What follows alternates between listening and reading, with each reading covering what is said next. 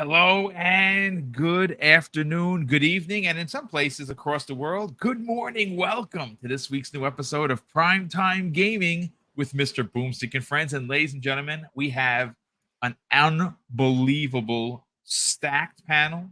We have an unbelievable, so much news out of Gamescom. We don't even know where to start. The CMA trying to prove that they're right when we all know that they're wrong. People, what we're going to do is we're not going to spend half the show about the CMA shenanigans because there's too much Xbox goodness news. What we are going to do is Everborn Saga is going to kind of shrink it down and explain exactly what is happening because there is a lot of misunderstanding. There's a lot of misinformation. I hear people saying that, oh, now the EU is going to back out. They're going to. Nothing's happening with the EU. The EU's contract is staying exactly the way it is. But there is one finite point that Everborn tweeted that went over everyone's head, and it didn't go over this Mohawk because I was thinking it and made mention of it to Asante yesterday. And it is Microsoft telling you and me that they are doubling down on hardware, but we'll break that. I'll have everyone break that down in a second. First of all, I want to shout out all of the amazing content creators that are over in Cologne, Germany right now, enjoying Gamescom. You have Boxenberger, you got Wandering Dutch, Xbox Mike, you got Gaz with his entourage, if you will. Don't forget Jez Corden out there as well. They just were taking pictures all day long. It's one of the reasons why I gravitate so much to the Xbox community. Their excitement is infectious. Like I'm here in New Rochelle, New York, and I could feel their energy. I can feel their excitement for being there, hanging out with Aaron Greenberg, taking a bunch of pictures, cracking a beer or three, having a pint, and just everyone just enjoying the H out of themselves. And it's wonderful to see. But let's get into the introductions. We have again stacked panel here. Asante, what's going on, brother? How you doing, man? Welcome. Good evening. Good evening. I just showed up right on time. Good evening, brothers. You sure did. Well, actually, you pulled an Everborn and showed up fashionably late. Well, you know, I'm learning from Everborn Prima Donna. Well, it is what it is. Like you hit me up, hit me up on our show. Well, you know what it is. Every once in a while, you got to pull an Everborn Prima Donna. But I'm here. It's been a busy day, but I'm happy to be with you guys. It's going to be some good topics. I've been already paying attention to them X streets, so I know that the salt is flowing. There is literally so much to talk about, but I gotta tell you, first of all, Starfield, folks, I'm here to tell you, and I haven't seen it. I'm watching what you're watching, right? What has been conveyed coming out of Gamescom is this is and will be the first true next generation game on any platform. And Phil Spencer said this is the jumping off point for what Xbox fans have always expected. And listen, you can say whatever you want about Phil. I'm a big fan. But when the head of Microsoft Gaming comes out and declares something that powerful, trust me, if he fails at that, we're all going to let him know, right? There's going to be people lining up at the door. But I'm here to tell you that I don't think Phil Spencer would say something as powerful as that without having what. And again, we're just going based on some of the talk that's coming out of Gamescom. Gameplay was shown at this 300-person theater. It was actual gameplay. Which, of course, you're not under NDAs, right? Wandering Dutch saying that the lighting and the gunfights and the graphics, everything checks next generation boxes. And like I said, I love Dutch. I trust his word. I cannot wait for the 31st. I'm going to pull an all-nighter. I'm going to do something I haven't done. Folks, I'm an old man, so I can't do that anymore. And obviously, Asante knows exactly what I'm talking about because he stayed up way too late. and was hurting this morning. But Absolutely. Chani, welcome, brother. I really thought that you were in Germany and that you were going to be joining us. But you know what? You're not, and thankfully you are here. We're going to get a little bit into the CMA stupidity because that's all we can say. It's just stupid. It's really amateur hour for the CMA, and they really want to pull the wool over their customers' eyes and pretend that they're doing something. Ultimately, UK customers are really going to get the banana in the tailpipe. How you feeling, brother? Yeah, I'm good. That CMA thing was rather, strange. Like, I'm like, oh, this is going to keep continuing. God damn it. Yeah, it was stupid. Let's call it what it was. It's just stupid. It really is. It's amateur hour at best. Yeah. But as we know, Microsoft had already set up the contingencies. They knew this was coming, right?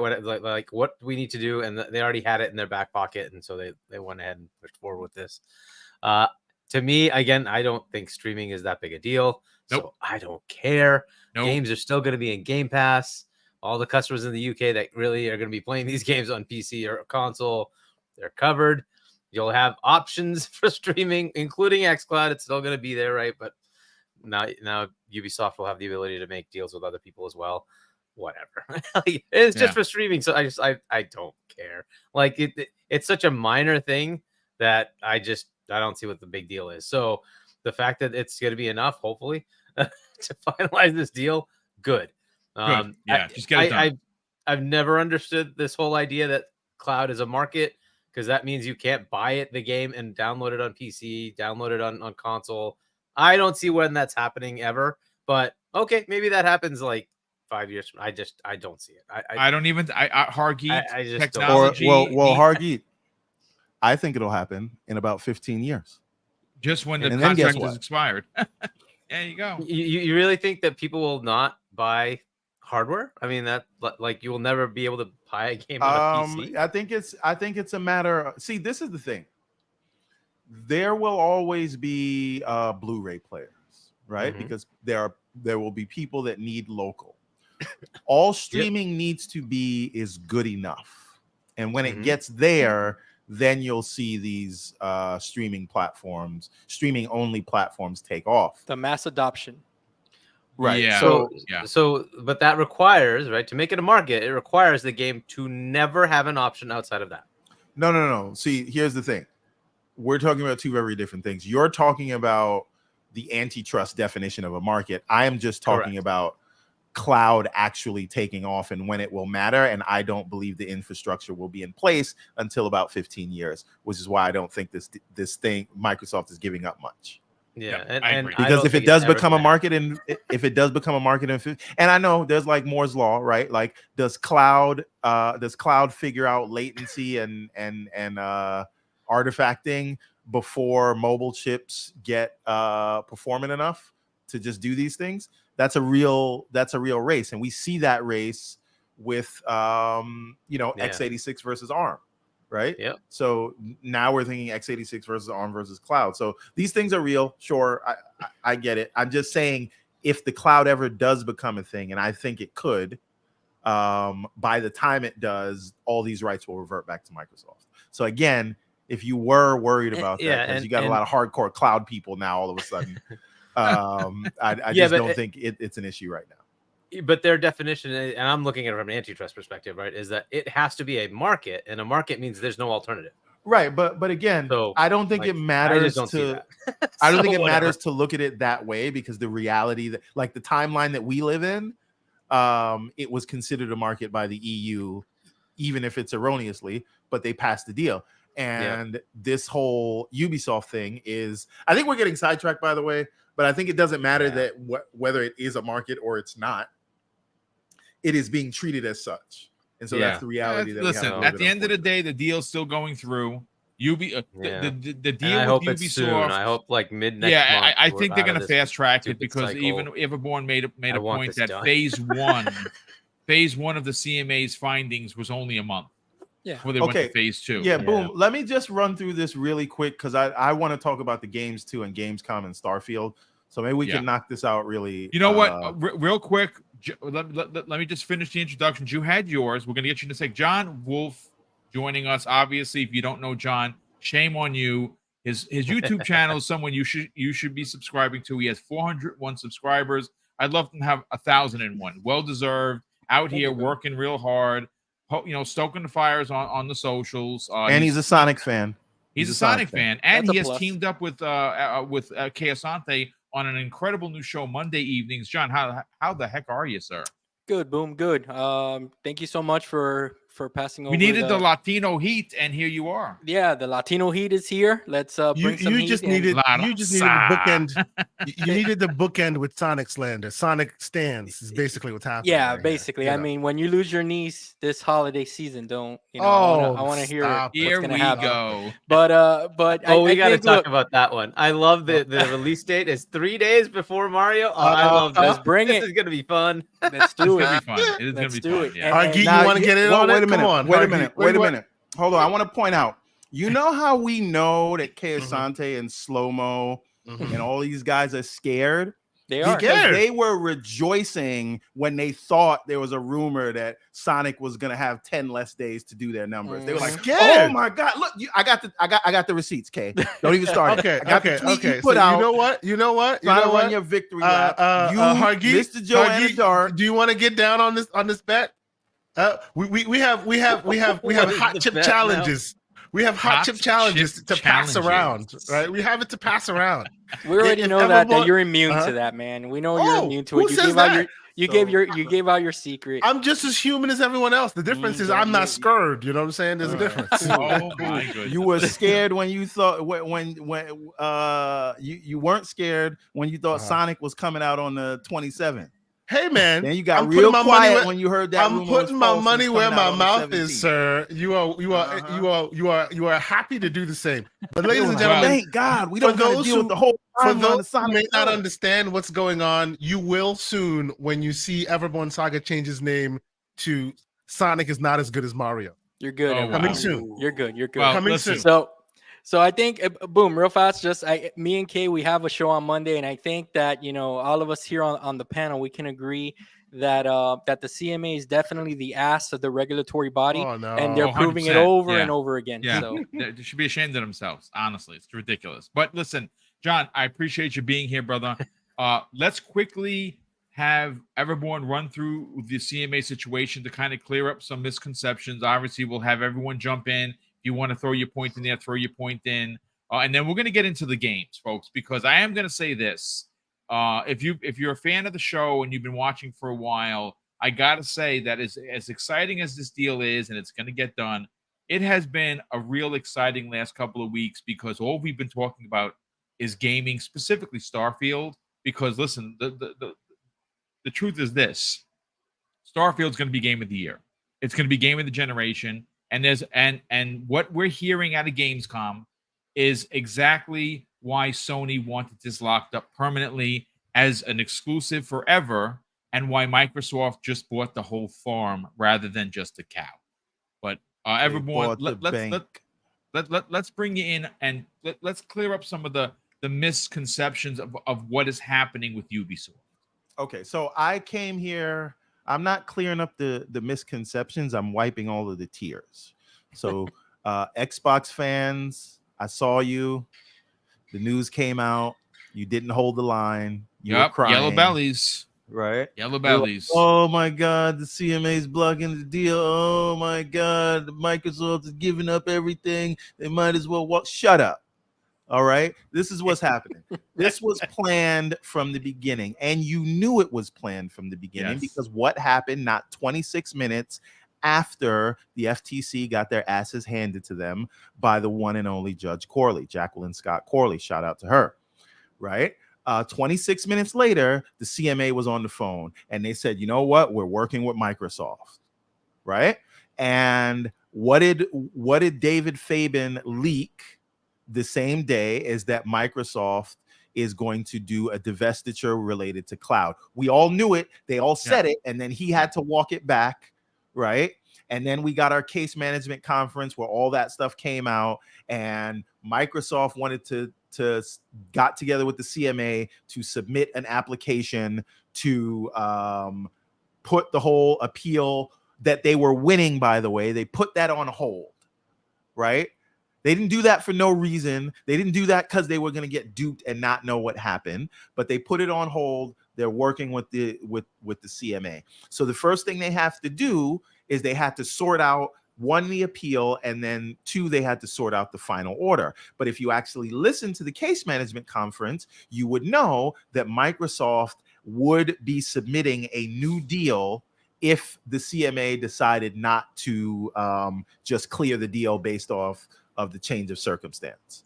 Now, I had said the CMA is not going to do that because it would be them admitting they are wrong.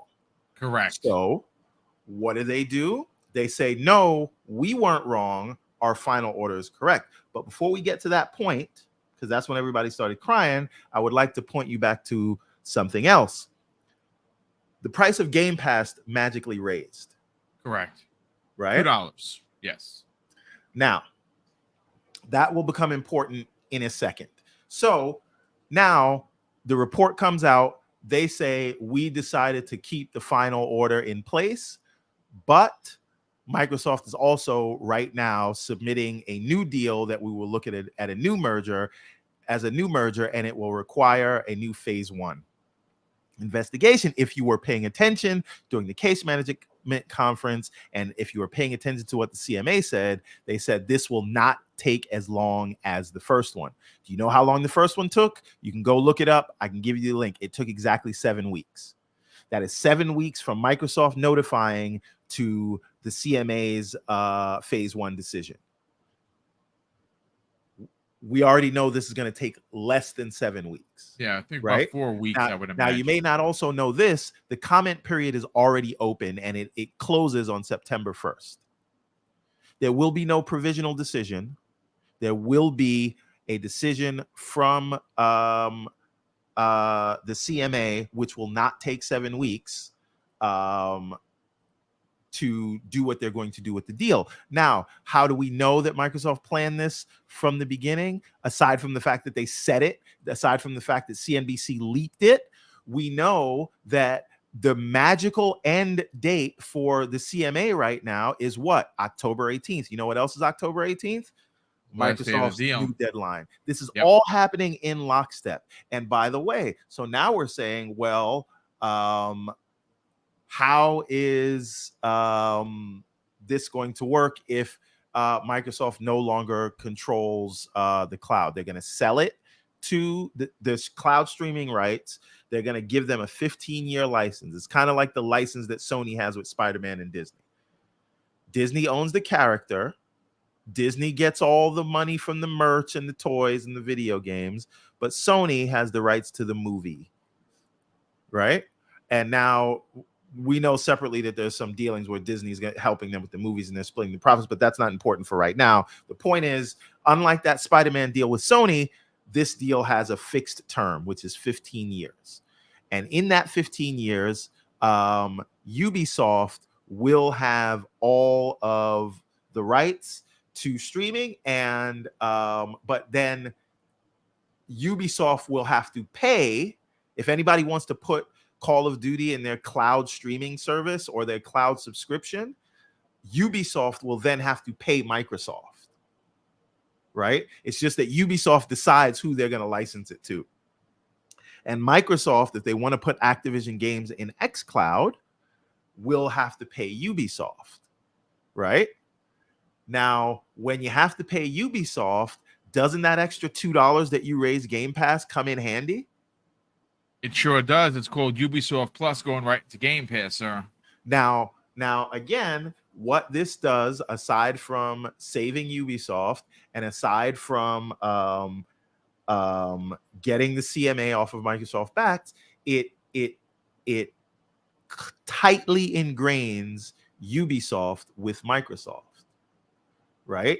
And we know that Ultimate was created as a way to basically give EA a fee for including their games. That's how they can increase the price. So this $2 price increase could totally be for, and I'm not saying that this part is guaranteed, but it's very plausible that you'll see Ubisoft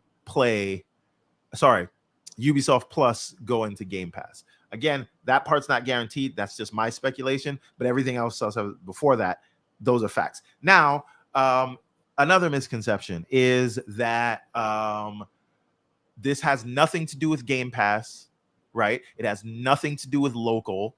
So all the games that you download, all the games that are in Game Pass will still be there. It is only xCloud. Twitter told me that I'm going to be able to play Call of Duty. What do you mean? Right?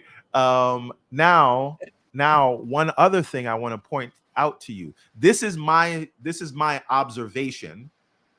You guys can take whatever you want from this. Nowhere, not anywhere, not from Ubisoft saying that Activision games would be included in Ubisoft Plus subscription, not from Microsoft, not from Brad Smith, not from Phil Spencer, right?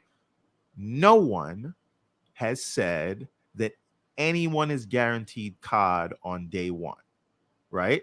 I mean, yes, you can get it in cloud if you want to pay for it, but they said that PlayStation will be able to access Activision games in the cloud via Ubisoft Classics. Now, does day and date COD sound like it would go into Ubisoft Classics? The answer is no. Or does that more sound like back catalog stuff? Yeah, 100% back catalog. So the question is, yes, anyone can get COD in their cloud streaming platform, but anyone can get. By the way, Kay, I see you playing Double Dragon. I see you. I'm getting my Steam notifications. Anyway, get out of here. Getting called out, man. Dude is getting calling me out right here on. It's not my fault. Steam notification came up. No, but I gotta listen to the cloud son, man. Let me finish this real quick. Wow. I'm almost done. I'm bringing it. I'm like, where is he? He's a camera in my room. What's going on? Damn. Okay. He's hijacked your camera. It's on the ally, bro. Calm down. Oh my. So anyway, Big brother is watching. Right? I feel very, very. I feel kind of violated. Watching you through the Kinect that you have on your shelf. You better be wearing pants, sir. No, I'm not, sir. Enjoy your view. No, I'm just kidding. TMI. All right. So let me finish this really quick because we want to get to these things here. So, but I do have questions for you, though, Everborn. Just a couple of questions following the I cloud just want to stuff. finish this soliloquy and then we're good here. So anyway, anyone thinking that this means everyone can get Call of Duty on their cloud platform? Technically, anyone can get Call of Duty on their cloud platform today. They just have to pay for it. Correct. Now, if you are willing to pay to put Call of Duty in your subscription service and you have the money to do that, God bless you.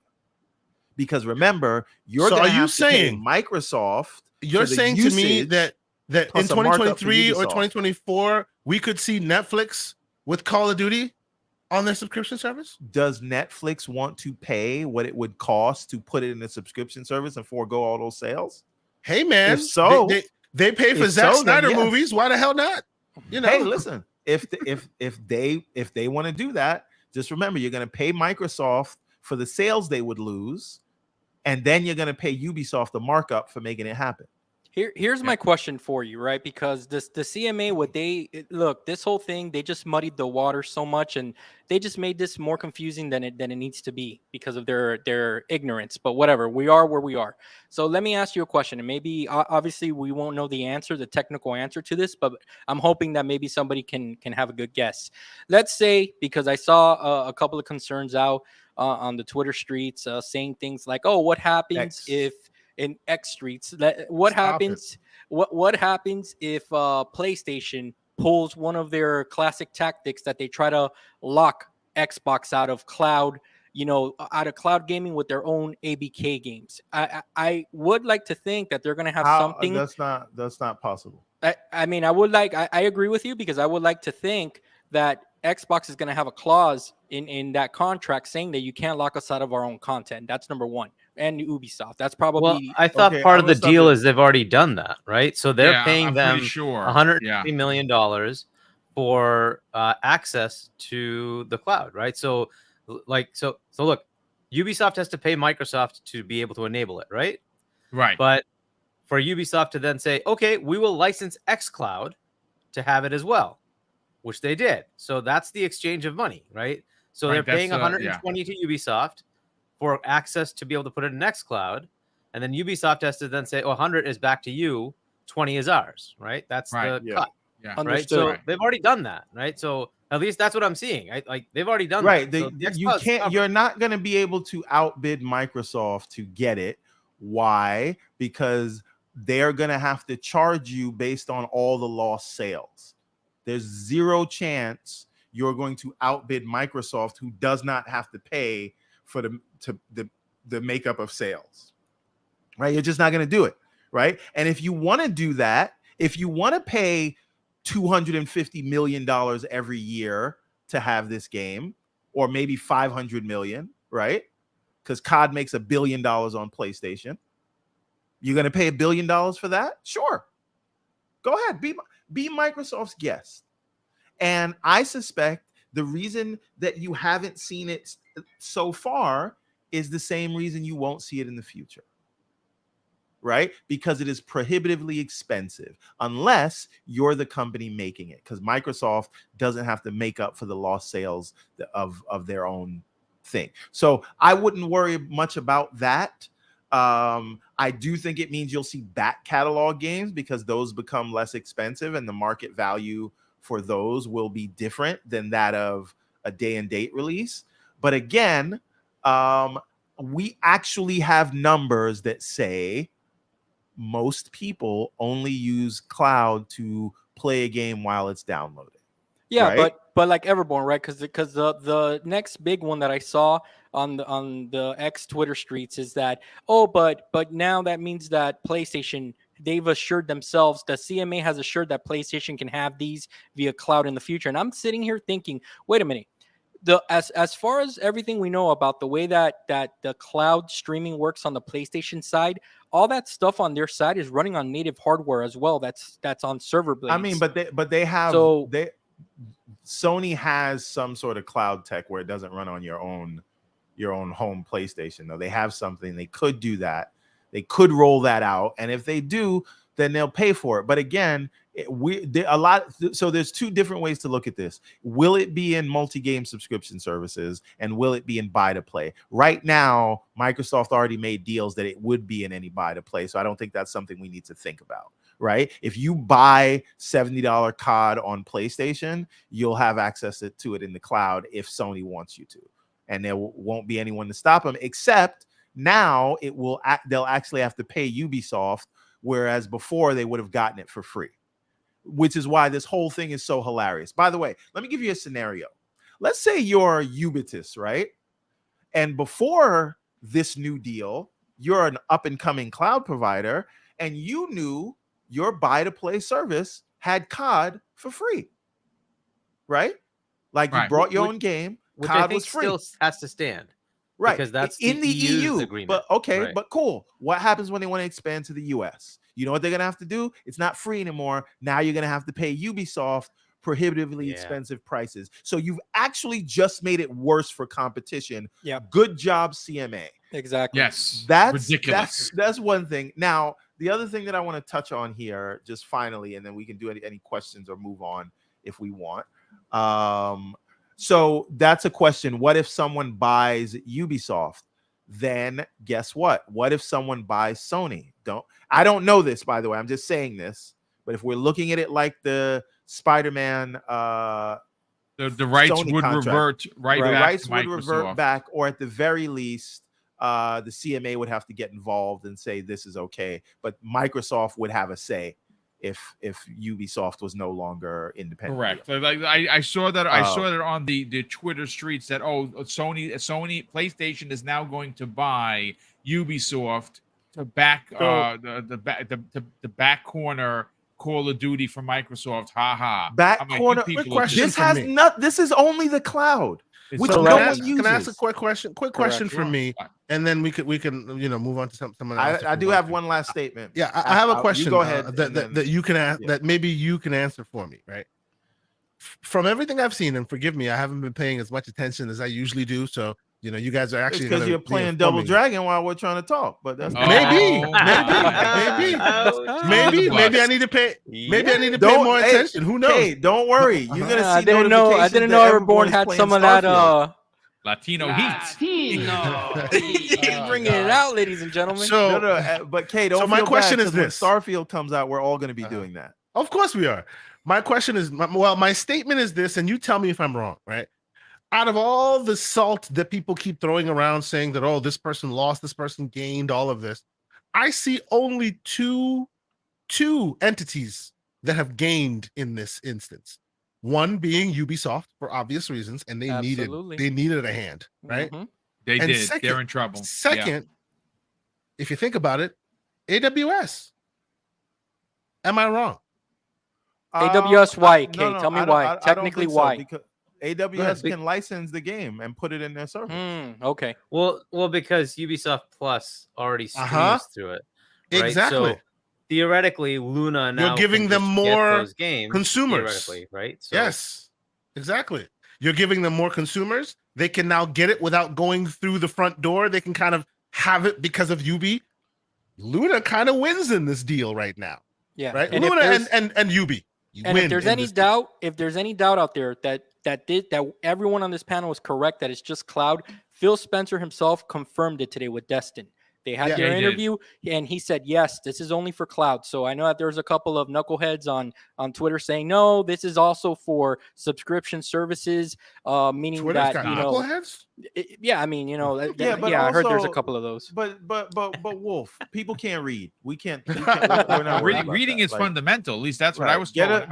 Tell them to look at Hooked on Phonics before they come and talk. Or Riff, now, for that matter. Now, here's the thing. Here's the final thing that I want to. Can I point out how high quality the Starfield controller and headset are? Oh man. They're more high quality than the standard controllers that you buy. True. Can I tell you that I actually have a stand that was custom made for both the headset and the controller? Nice. All right. So last thing, this is the most important thing. Again, why I have no sympathy for the people that are crying and not holding the line. Right. Aside from the fact that these were the same people that said the CMA should not have blocked because cloud is not a thing. Now they're all acting like cloud is the only thing and Microsoft lost everything. Aside from that, if Microsoft no longer controls the cloud distribution of Activision content, doesn't that tell you that they're going to have to double down on native experiences, aka console and PC and mobile? Right. So doesn't that say that they're going to have to focus on what they can control, like console exclusives?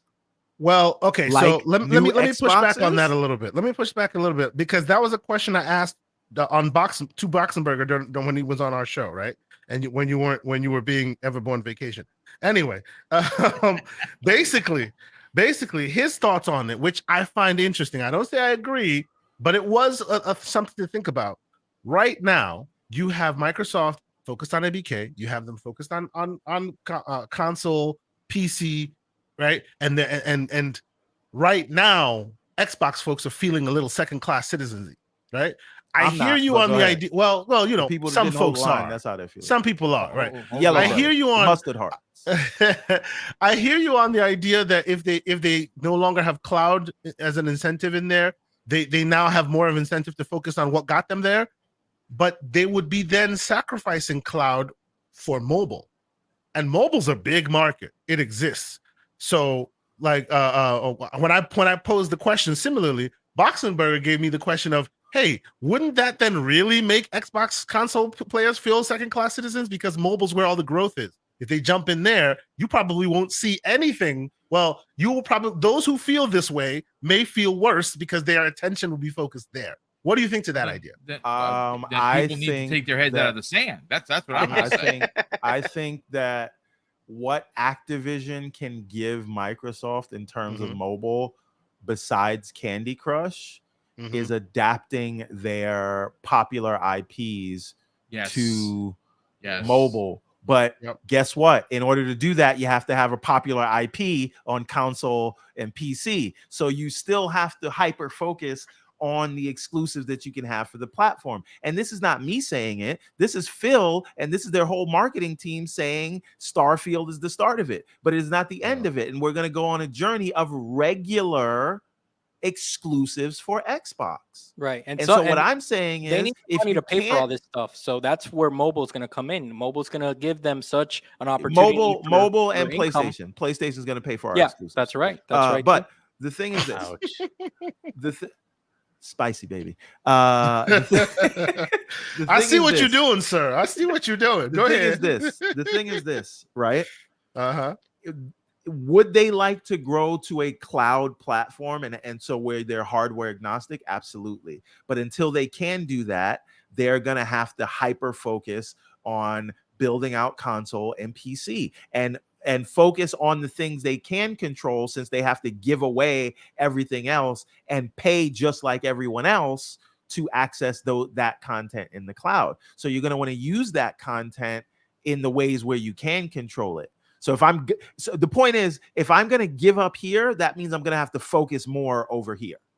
But they were always going to focus on mobile, right? But let me ask you a question. Are they really giving up? Because it sounds to me like they're not giving up. What they're doing is they're compromising the control of where it goes. Well, they're giving up the control of where ABK content goes, not their own, not Bethesda stuff. No, so I'm not saying that they're going to walk away from cloud. No, I know you're not. I know you're not. But I'm just talking about like this narrative that I've seen a little bit out there that all of a sudden overnight, when Xbox was leading the conversation in cloud gaming, now all of a sudden they're in last place here, and they don't care anymore. They're giving up. They're throwing in the towel. I kind of don't see it that way. I just see that this is a compromise that had to be made for the CMA to accept this remedy, I guess, because since they crapped the bed, they needed to come with a new deal, and this is what they figured out, right? And this is like the least painful way, I guess, for them to get this done. So I think that for what you're saying, I'm not disagreeing with you. The only thing that I'm saying is that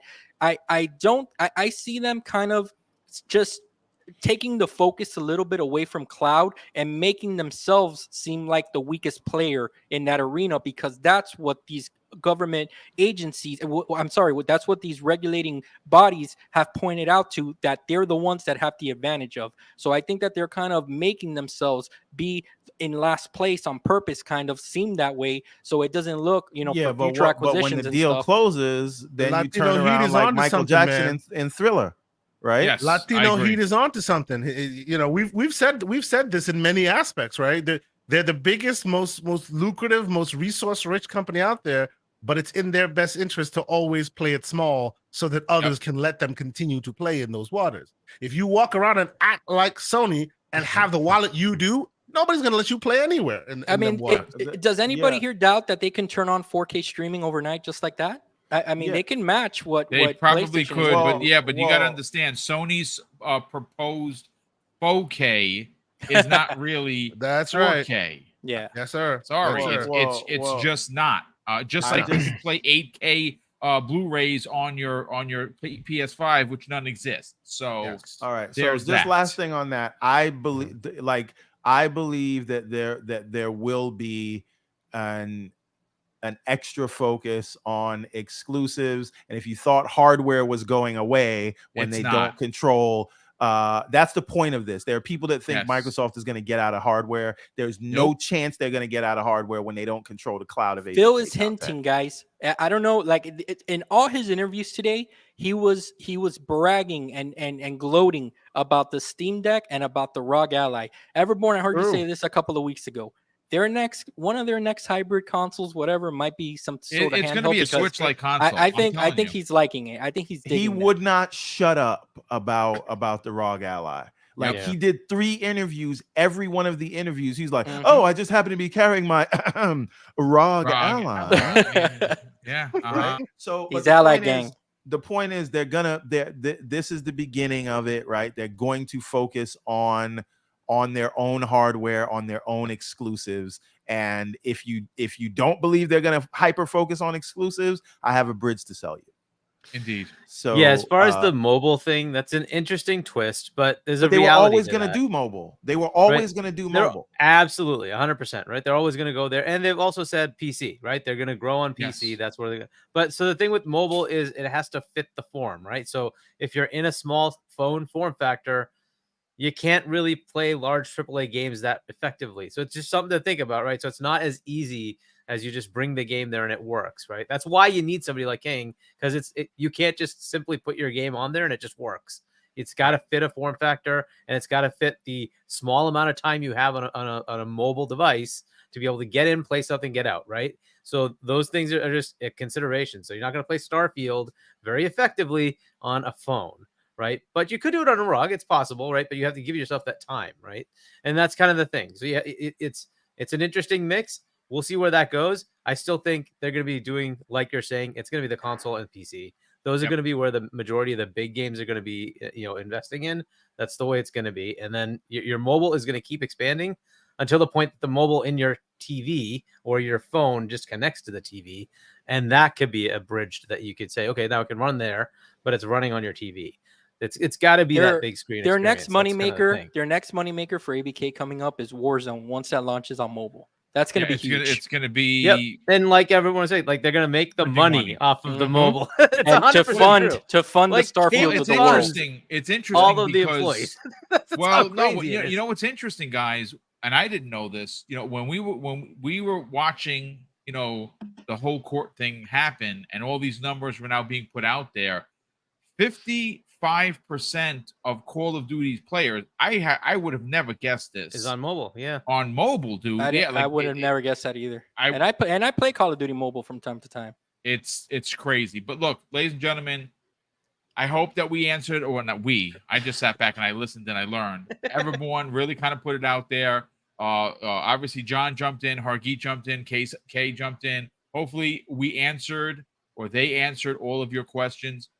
We're going to get into Gamescom because, quite frankly, the star of the show is Starfield. It is, from everything that I have read from everyone that was there, who are not under NDAs, who were in the audience in that 300-person theater that they have set up, said that this is the true next generation. It's the first of this next generation. We've heard from a lot of people that saw it. We got obviously we have confirmation that unfortunately Stalker 2 is missing this year. That's perfectly fine. You let that team cook. They're coming out first quarter of next year. They have confirmed that, and that's fine. We also have Forza Motorsport on display. People are raving left, right, and center, saying it's the greatest looking racing game ever. We all expected that. But let me catch up on these super chats. I'm going to get into some of the big news of Phil Spencer making the rounds here, there, and everywhere. And Xbox really showed up. Like, this is probably the biggest presence I've ever seen. And I think they've already touted that this is their biggest presence ever. And they really brought a lot with them. That Towerborn game has become Jez Corden's most anticipated game. I cannot wait for that. It looks like a side-scrolling beat-em-up kind of an RPG, which yes, and yes. But let me catch up on the super chats, and we're going to get into all of the ongoings, if you will, of what's happening at Gamescom in Germany. We have the first one of the day comes the way of Game Shark, drops a very generous $5 super chat and says, as the atheist, space and the cosmos are kind of like my religion. I got a bit teary-eyed with the Starfield live action trailer. Love you guys. Yes, that trailer, which we're going to get into, was as good as, maybe even better than the Titanfall one all those years ago in 2013. It was a shock. It really, really shocked me how good it was. Spartan 661 drops a very generous $5 super chat and says, "Boom! I have to say, the live action Starfield commercial is the GOAT. I am so hyped. I'm introduced many people to Bethesda games, and they thank me. Well, hey, good on you. Boom! I want to ask you a question about that. What had you more hyped? The Starfield cartoon anime commercials they did, or this live action one? I have to say it's the live action. For me, it's the live action. Yeah. I really I watched all of those animated shorts multiple times through each one, and I thought they were brilliant. No, I need a Starfield movie with a Star Wars production budget, and directed by Christopher Nolan. Oh wow! You put in And I Tom put that Holland in show there on because he's in Netflix. everything, right? Tom Holland, right? Yeah, why not? Automatically. Why not? Maybe Tom Holland be the kid Matthew that runs up. McConaughey. Hey, by the way, I don't know if this is breaking news. Did you guys hear that Larian, like Phil Spencer confirmed that Larian thinks they're going to have BG3 on Xbox this year? Yep. Yes. Before the end of the year. Yeah. They, as a matter of fact, Destin made a bit of a funny thing. I think it went over Phil's head. He said, "So I heard you sent 300 people over there, or is it 400?" And Phil was like, "No, but we did send a significant team over there that is helping." But also I think if you read between the lines of what Phil was saying, it was like it's not the Series S. They made a decision to prioritize where they prioritize. He actually did say because that. of No, Starfield. he said that. Yeah, he didn't say because of Starfield, but you could read the middle finger between the lines. between those between those figures that he was saying they didn't want to be in the way of Starfield. And magically, guess what? You couldn't figure out Series S, but you're going to figure it out this year, which means a couple of months later, which means they didn't want to be in the way of Starfield. But I digress. And the guy was on Skill Up show. I think the Larian guy saying it's not the fault of the Series S.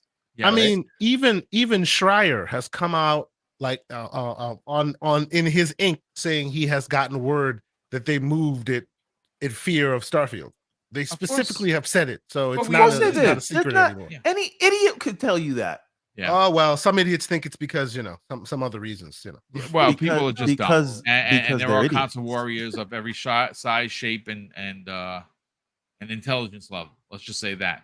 BT Maverick 707 drops a very generous $10 super chat and says, "Hey everyone, love this show because it's like the anchor between all of you guys' other shows, which is what Boom is, the anchor of the Xbox community. This so is thank Voltron. you for all that you do." Brother, that is very kind of you to say, dude. And very accurate. So much.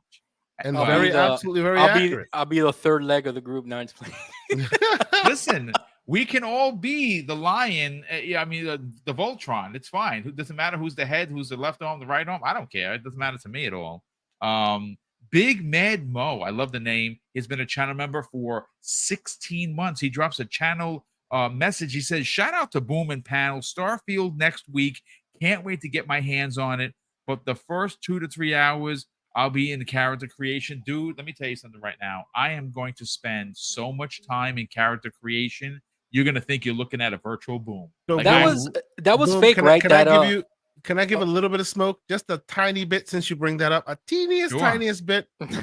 If I was going to give one critique, one thing that would have blown the internet away, one thing that would have been absolutely fantastic, give us the character creator early. Right at the Gamescom. Hey, by the way, these people are getting to see all of this behind the scenes footage. There are people out there who are literally playing the game. You consumer, you can turn it on right now and create your character. That'd have been taking an extra step, and your ship too. That would have been that could have held us over. It would have been pretty dope. Like I kind of wish that would have happened, but it's listen. It's not the worst thing in the world. It's just a missed opportunity, in my opinion. Yes, I agree. We have a new channel member, Scott Gamer Dude. Brother, thank you so much for joining the channel. That is crazy nice of you. We also have Highlander 001 drops a very generous $10 super chat and says this: "If the deal goes through and Ubisoft gets streaming rights, as a US Xbox user, do I need Ubisoft Plus to stream to my ROG ally? And what if Sony buys Ubisoft? I think it's bad for Xbox consumers." It's not. First of all, like the Spider-Man rights, I'll put it this way. The best way I can describe it is like this. Right now, Sony owns Spider-Man, the films.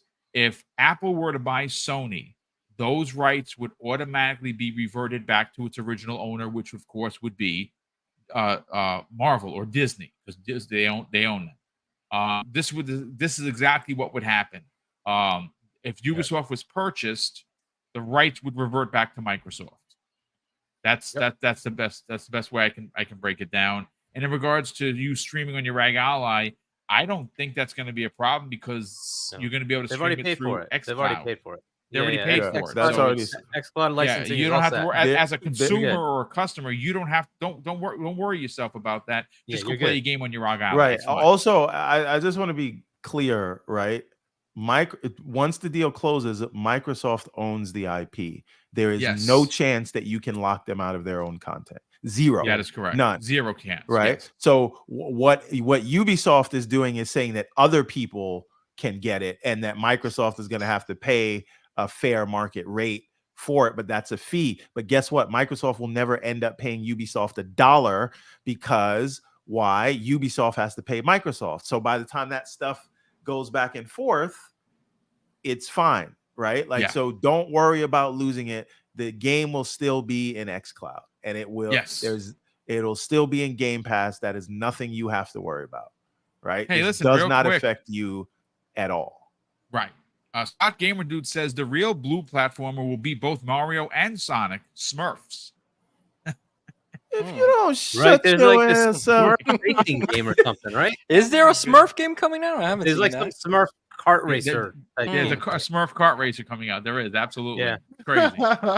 Spartan Ghost 17 drops a very generous £2 super chat and says, this Call of Duty only on Ubisoft for cloud pisses me off. Yeah, if you're a UK gamer, man, the CMA is just they are really they're putting a pincer on a competition rather than opening up like they think they are, just to say that they're right, even though we know that they're wrong. And the best part is that they put out these X tweets saying, "Oh yeah, we've come up with this solution." And you're just like, "Yeah, sure you did. Sure you did."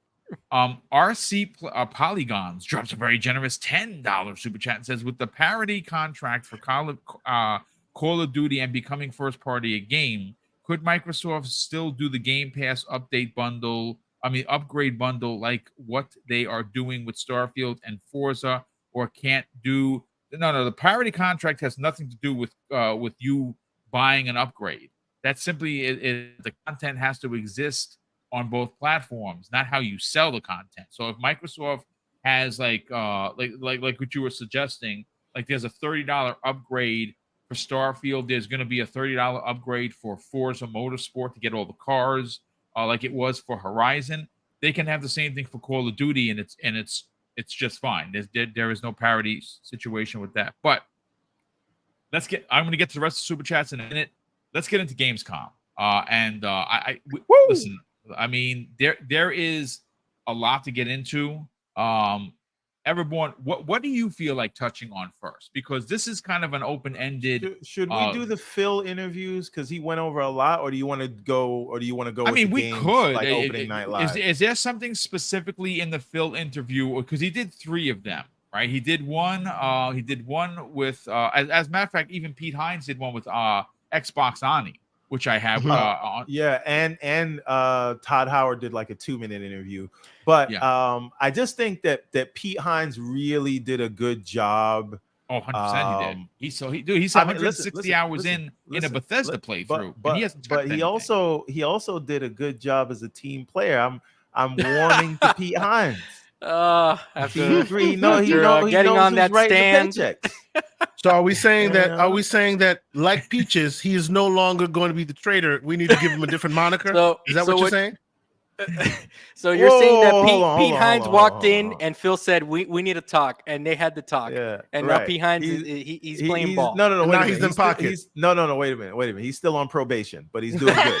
He's earning points. Wow. He's earning points. So we're gonna call him Junior. His name is Junior from now on. Okay. My goodness. So at the kids' table is what you're saying. But I gotta tell you, man, the way he was talking about Starfield, the way he was talking about how Xbox came in and really helped them out and really like gave them all the focus and the things that they needed, like that was just great to hear. Phil saying, Everborn, you know why he did that, right? The last time you heard from him in public eye, everybody was like, yo, to get this traitor out of here, he needed to redeem himself. This is what I'm saying. I'm gonna need some more of that, because he also got at the ex-Blizzard dude who conned all of you guys, not me, to go and respond to his dumb post about the Starfield start screen. 6 million impressions while he's collecting ad dollars. And everybody's retweeting him like a fool. I'm like, don't you see? I'm over here like Admiral Akbar, like it's a trap.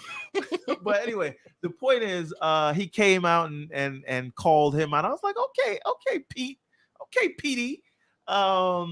you know what? This was really good. And what have this? Okay, let's just reel this in, because obviously we can talk about Pete if you want, but you want to no, I don't want to talk about Pete. Phil. So what did Phil say today? Which of the 3 interviews kind of was like a check mark moment for you? Okay, there's 3 things that he said, and one, there was a gem from each interview. One is that he did confirm that Larian says that Baldur's Gate 3 is going to come out this year. That'd be perfect for a December drop, right? On Xbox, right? That's the one thing. Then he also said he is going to let Square say it, but Destin did a great job asking questions about more Final Fantasy games, and specifically asking about Final Fantasy VII Remake, and specifically asking about Final Fantasy 16. And Phil said, I didn't say more games was coming. The CEO of Square did. Right? Which he tried to say has more weight. You, Phil. Yeah, right? which he tried to say that should carry more weight than even me saying that as the head of Xbox. It's the actual CEO of Square saying that. They're talking about the thing when Destin was like, so he said this, and he kind of was like, well, he doesn't really make the decisions. I do. No, that's a different thing. That's a different thing. Yeah, that's something else. Yeah, that was a different smoke. Hinting at more games coming. That's what he was talking about. So that what you're talking about, Boom, is Destin saying, what about subscription services and AAA titles? And he was like, because we heard Bobby K gonna do it. He said, don't matter what Bobby was a simple one. Yeah. He's not making the decisions now. Right? It doesn't matter what your name is. Right. And then, again, I think Phil is really trying to push handhelds. Like, he kept bringing them up. He did, dude. No, 3 times. Any accident. And also, we heard him talk about this is the beginning. Now, one thing I want to point out, Destin also asked him about a mid-gen refresh, and he kind of shot that down. Yep, he did. I don't know, based on what I'm we're happy about that. Based on the way he said it, I don't. When I come to you, brother, bring that up, because I think that's a pinnacle aspect of the interviews. I think, and to be honest with you, there are not a lot of people talking about that, and I'm glad that we're here tonight on Prime Time, because when I heard that, I was like, oh. Phil Spencer said exactly the same thing I've been saying for a long time. I was happy to hear it. Go ahead, everyone. Now, conversely, I'm going to be an opportunist here. Conversely, while he shut down a mid-gen refresh, immediately he kept talking up handhelds. So my poll that backfired on me, turns out I was actually right. But then this is the most important part that we should all care about. He says Starfield is the beginning of an jumping off point. Yes.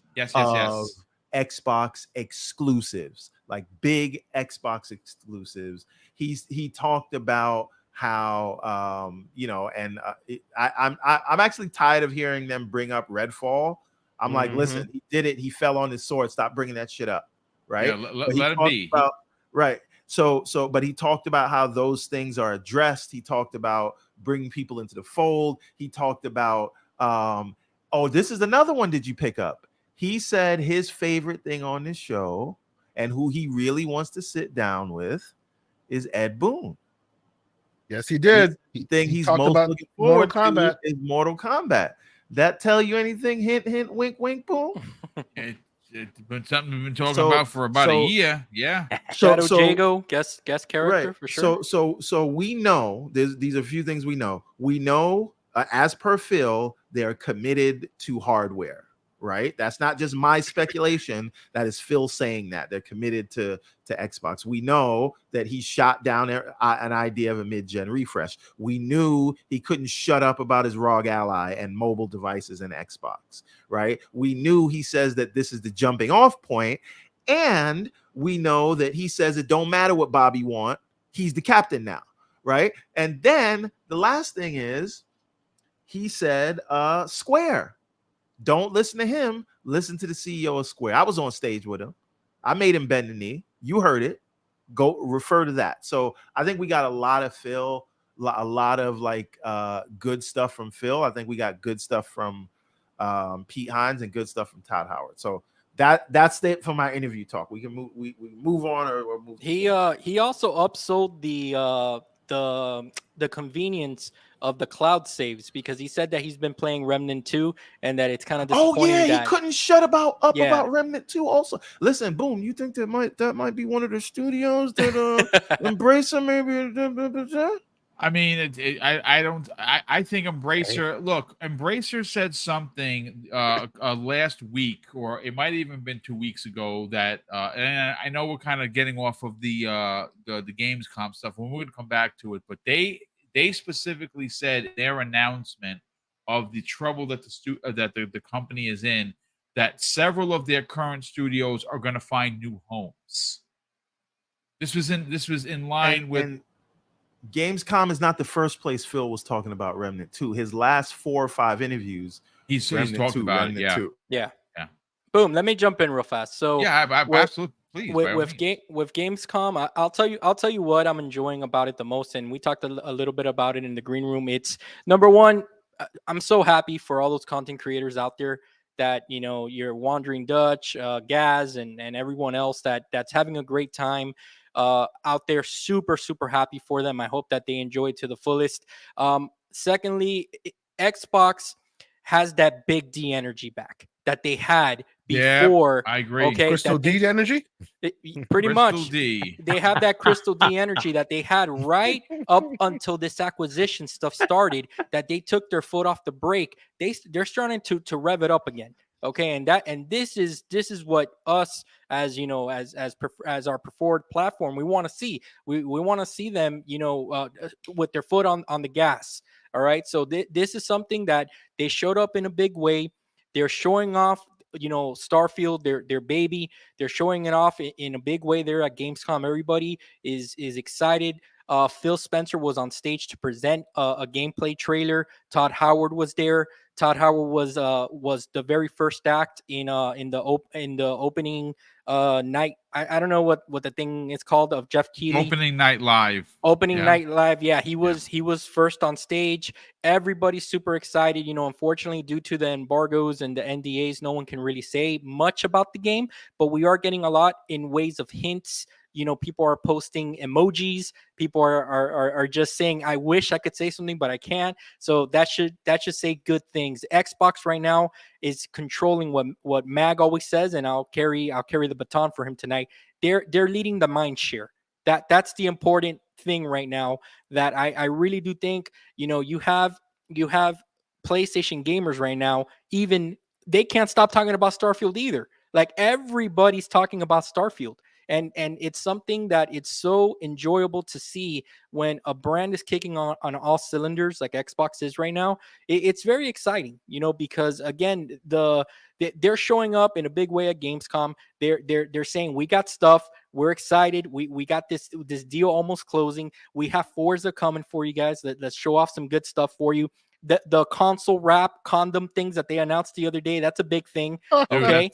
Xbox 360. I got the feels for Xbox 360 all over again when I saw that. Absolutely, dude. I got mine pre-ordered. I know you did too on air during your show. I was laughing because I was like, yeah, oh, I did. Normally you're not supposed to have dead air, and I'm like, I don't care. Hold on a second. Oh man, I was excited for you that you got yours. So I pre-ordered mine. Those things are sold out already, the Starfield ones. So There's so much hype right now. I think that Xbox is doing what they were doing before the acquisition stuff started, and that's what I'm personally excited about coming out of Gamescom.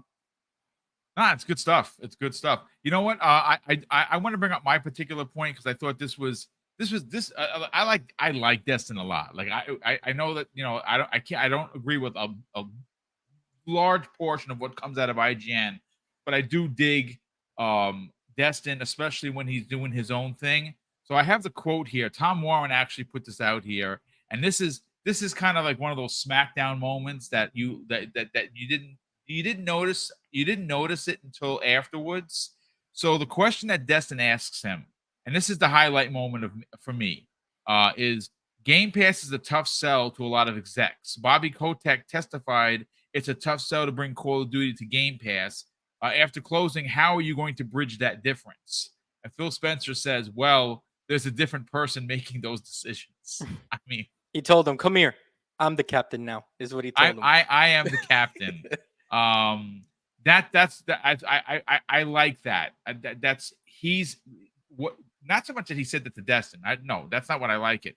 I like it because what it does is it lets you know, it lets me know, and it lets the world know that's watching this interview that I'm running the ship. I'm making these decisions. After this deal is done, it is me. It is my decision to put whatever I want, wherever I want it, and that's the way it's going to go. Asante, there's a lot to get into here, and we're going to come back around to everyone because obviously it's a smaller panel, which is we're going to keep moving forward. What out of Gamescom is one of your top highlights so far? I mean, there's so much to like about Gamescom. Oddly enough, for me, I've been kind of busy focused on real life things, so Gamescom kind of showed up on me. I turned around and it's happening at noon, 2:00. All right, well, it just kind of showed up on me. Same thing over here. Yeah, but I liked the opening night live. I think they every year they do a bit better. You know, they're growing exponentially more. You know, I think Keighley put on a decent show. They did the best they could with what they had. I think games like the new BMW, and that is Black Myth Wukong, showed out really well. Yeah, really well. Yeah, it did. How about that other one? What's the name of that other one? From the Chinese developer, that looked amazing. Oh, which one? The Pearl Abyss? Yes. Wow. Yeah, but they've always been amazing. People just haven't been paying attention to them. Wow. Like they're literally just showing you a reel. They every time Pearl Abyss shows up, they are like the equivalent of like Bethesda's like Elder Scrolls Online. Remember, we exist. Our games are good. Look at us. We're very good. Why don't you play us, right? And Pearl Abyss is the same way. They have an amazing engine. Every time they show it off, you're like, why the hell am I not playing this game? It is epic looking, like, photorealistic. It is fantastic. So I think that really showed well. I loved, to your point, John Wolf, I loved that all of our community members, the European community members are communicating, are together. I see like Gaz is trolling Aaron Greenberg, and it fills my heart. That was hilarious, dude. He had the horse head. Did you see the horse head? He's like, he just gave me $1 million. He's like, no, don't do that. Poor Aaron. It is. That's the stuff I live for. You got to see Dutch and all the great folks that he got to communicate with and meet as well. So that to me is where it really lives. I love that they're trying to put more attention and more focus and make this conference and hopefully other conferences that are coming to have that weight that E3 does. Because every time there's a new conference, it should be a new E3-like feeling. It shouldn't just be that one. And now it looks like they're putting that attention there as well. So okay, Kay. Yes, sir. Please. I said this off air, right? It kind of rubs me the wrong way that Sony feels like they're too good to show up to Gamescom. I agree. Right? I agree. You're watching Phil Spencer go out there, press the flesh. He's doing interviews. Yeah. You're watching these guys come out. Sony, you have a game Spider-Man coming out. Is it that you think the PlayStation brand is too good for Gamescom? Do you think they think they are the Apple of the game, right? They are in their own bubble. But wait a minute. You think your shit don't stink, Sony? Oh, is that what you think? Hey, but you know what? Like, you know what? For now, you're the only one making this kind of hey. The folks that move the needle for them are all happy as clams right now, enjoying their greatness. This is a huge show. E3 does not exist anymore. What are they going to show besides Spider-Man 2? Because Bungie went in and they said, scrap all this. This is no good. Go back to the drawing board. Bungie scrapped all their stuff. Like, so what else are they going to show? Okay, Jim Ryan's a busy guy. You can't send out a Herman Holtz. You can't send anybody out to say anything. I mean, Herman Holtz is Dutch. Like, what are we doing? He was right across the street. Like, it's an hour and a half by train. He could have been there. Right. And it's not like you had an amazing show in June. So we're all nobody knows what's coming out in 2024. Yep. It's a little weird that they weren't even there to show off that PS Portal thing. I'm surprised they weren't there so people can get hands on and kind of the buzz can be out there. See, the thing though is, and I hear you on the smoke you're giving Sony, and I think they deserve that smoke, but they don't deserve that smoke from us. because we already look at them with those eyes, and we're already expecting more from them. We have been for a while, right?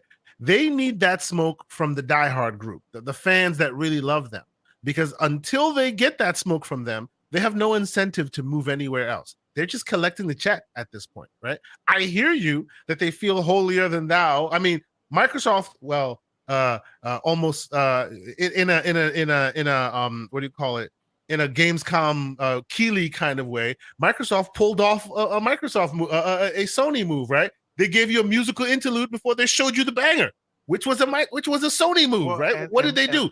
Microsoft did that with Starfield this time. They are eating your lunch, all over the place. They showed up, and here's the other thing. No, but my point is, it's Microsoft's.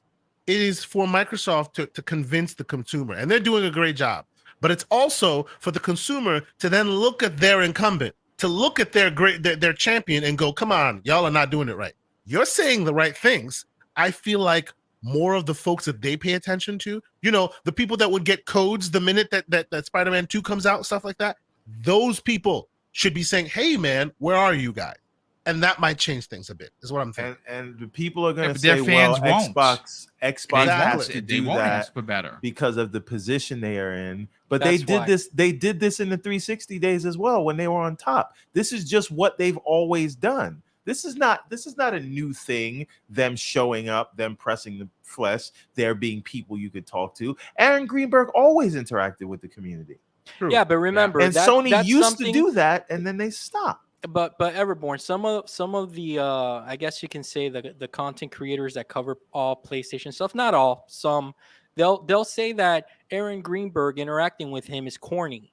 They're like, why are you guys doing that? An exec shouldn't be talking. Yeah, that's because no executives are interacting with them. That's what I think.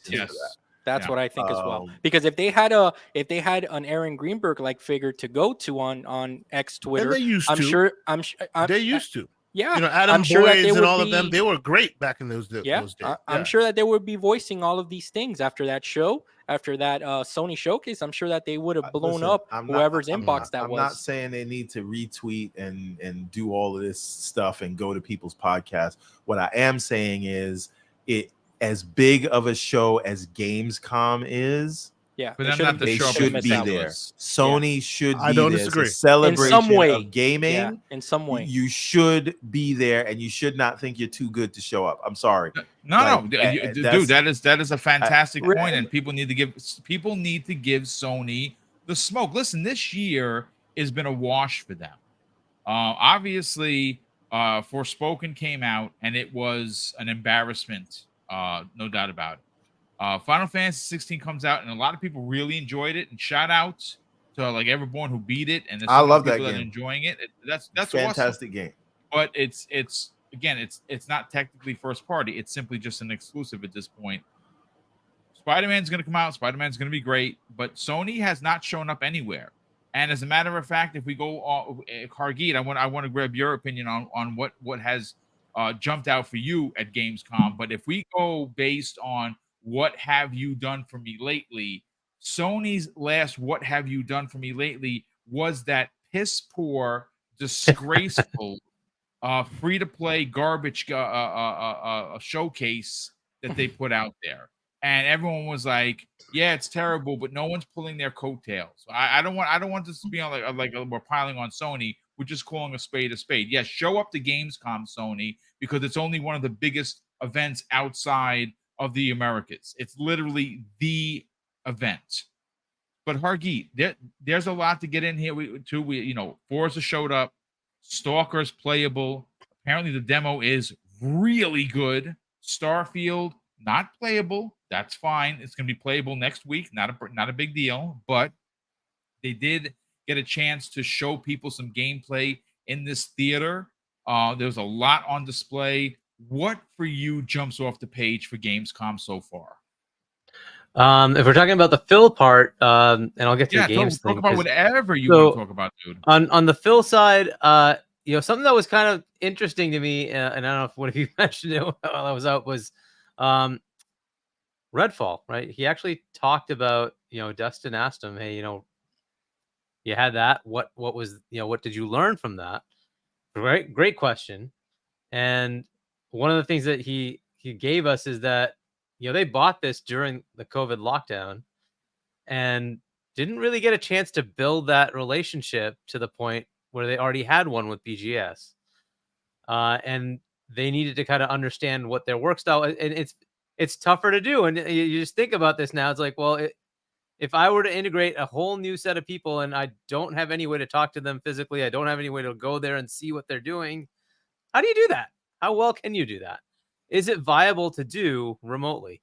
And that's kind of the world that we're in, right? And they also have a hands-off approach. And it was kind of an interesting insight, right? So part of the problem they've run into, like you look at the games that have come out from the other studios, and they haven't been bad, right? The ones they bought in 2018, 2017, 2019, those studios have been putting out games, and they've been pretty well rated, right? And suddenly you get Redfall, and you're like, what happened?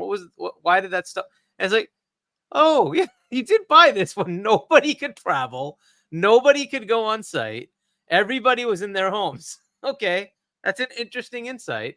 Okay, and you don't necessarily expect that from BGS, but it could have happened, and maybe that is why it got delayed, right? Maybe they walked into that and said, yeah, no.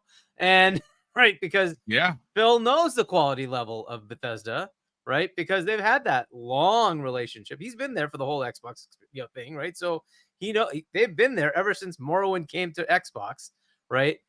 He knows what that studio can do, right? So he's like, well, yeah, no.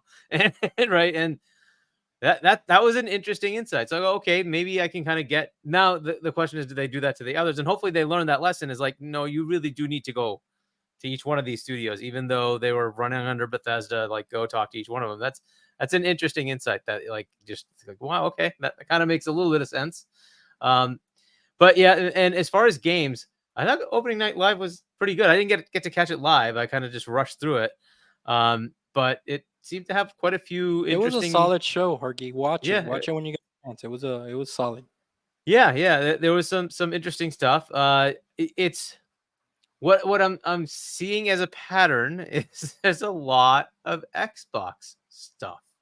Granted, there's other third-party stuff, but it just keeps coming up, right? There's more and more. And if you count, ABK on top of that, it's like, yeah, they really do kind of have a lot to say these days, which is another thing Phil mentioned. Like, we used to do the annual thing, and we're going to tell you, on the E3-ish time frame what we're doing for a year.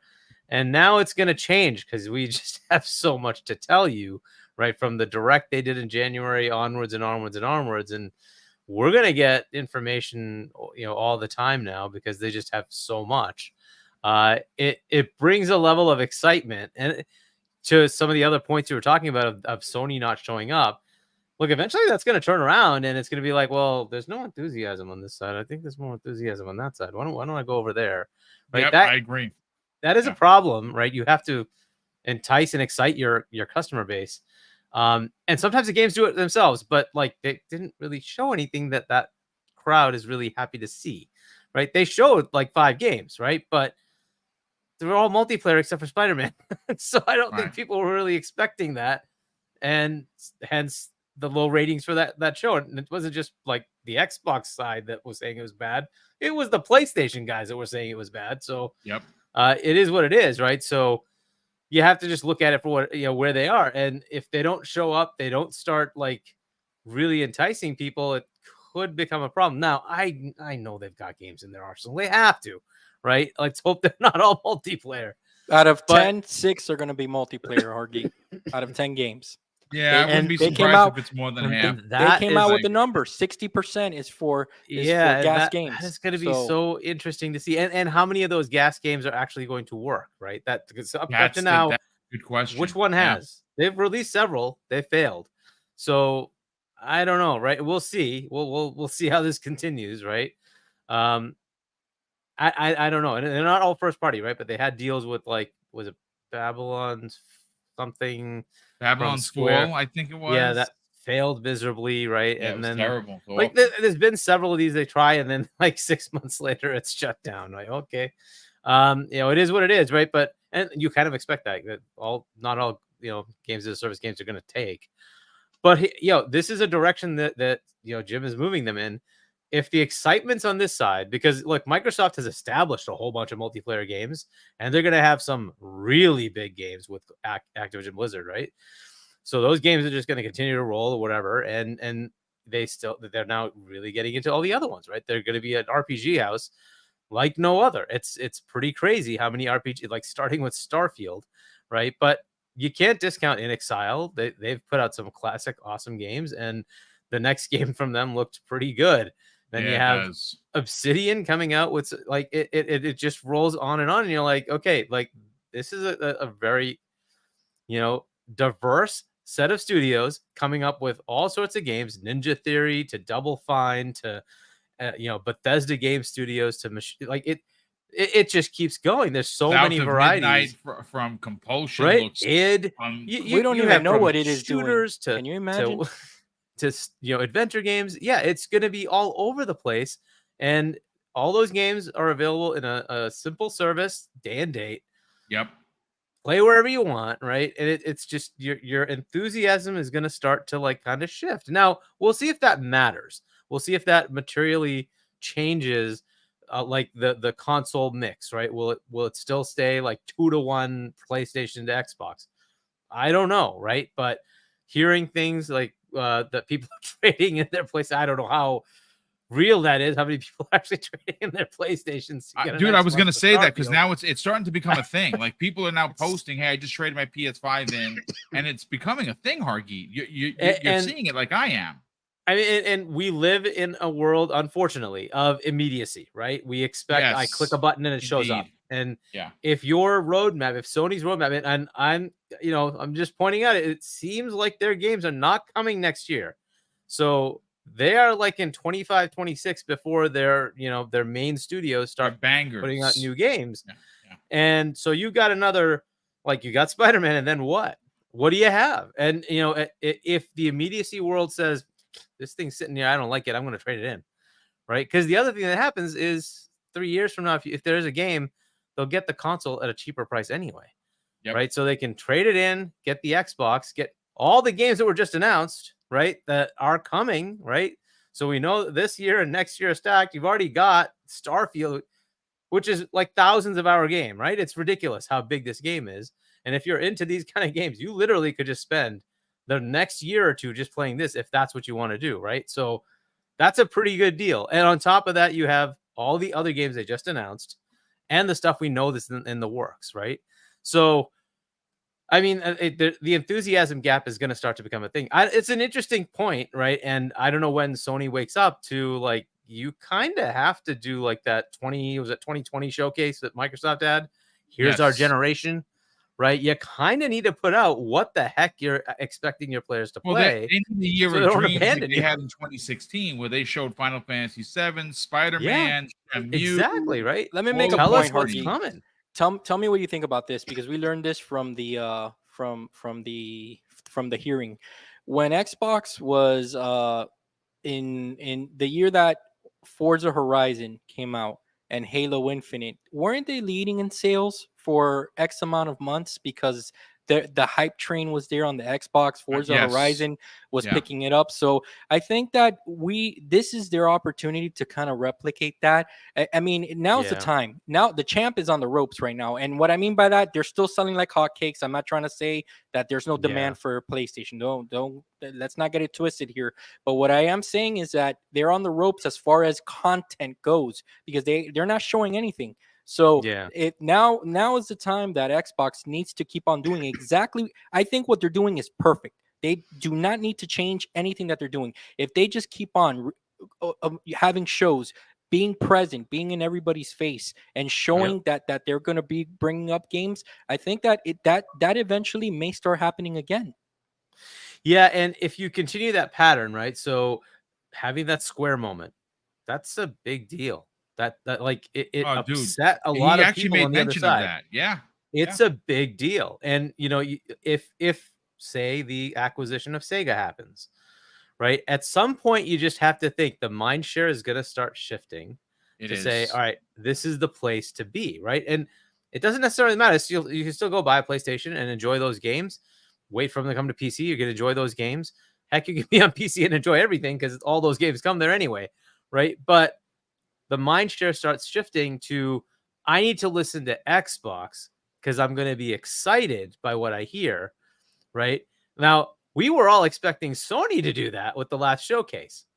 Who thought going into that, certainly not me, that was going to be a shit showcase? Sorry for the language. Yeah, that's all right. Who thought that was going to be that way, right? And except King, oddly enough, King David thought it was not going to be. He did call that. He did call that out. I got to give him King the you mean King? He called that out. 98% right, David? He called that out. Yeah, that one fell in his Right? 98% bucket. He called that out. But I mean, that just blew me away. I'm like watching this. I'm like, this is a joke, right? This can't be, right? What is this? This can't possibly be their showcase because they're not showing me anything for the rest of the gen. What is going on here? Bungie. And that's what, and I keep on saying that, guys, like in a joking way, but I do mean it. Look, I don't know how there's not more PlayStation fans out there. I honestly mean this because this is the way I feel. Okay, I'm not, I'm not a diehard PlayStation fan, but I recognize and I do own PlayStation. I always have for first party stuff. How are these people not upset that Bungie told Naughty Dog that their game is not good enough? Naughty Dog here. Okay, we're not talking about any other shortly studio. After that, like the head of that studio left, or he left, maybe was pushed out. I don't know. Maybe I don't know what out. was happening, but he's gone. Right? It is what it is. Stalker is another one that's on the Xbox side. The enthusiasm there. I hope they do something more than a 3-month window with that. It's more than 3 months. They're saying it's going to be upwards of a year, but I think there's talks to get it exclusive permanently. Yeah, good, right? And maybe I mean, the team is going to have bandwidth to do a PlayStation port too, right? And which they're not. It's nowhere in the cards right now. But aside from that, super excited for Starfield. Please, nobody forget Towerborn. I'm hearing people say it's a standout of the show. About that, he said it's his game of the show. Calobrial said the same thing. Oh, wow. Okay. There you go. They said it's like a big budget Castle Crashers. That's exactly what it is. That did a bunch of world building and things like that. I'm very excited for it. Just continue on. Armored Core 6, they showed that at Gamescom. The ratings are high 80s, right? It's something like that on Meta. Like 85, 86, I think it's sitting right now. Yeah. So another good game that just came out. Some of the things I was reading was like they really nailed this. It's a From Software, another masterpiece from them as far as the gameplay modes. It's like, okay, that's it.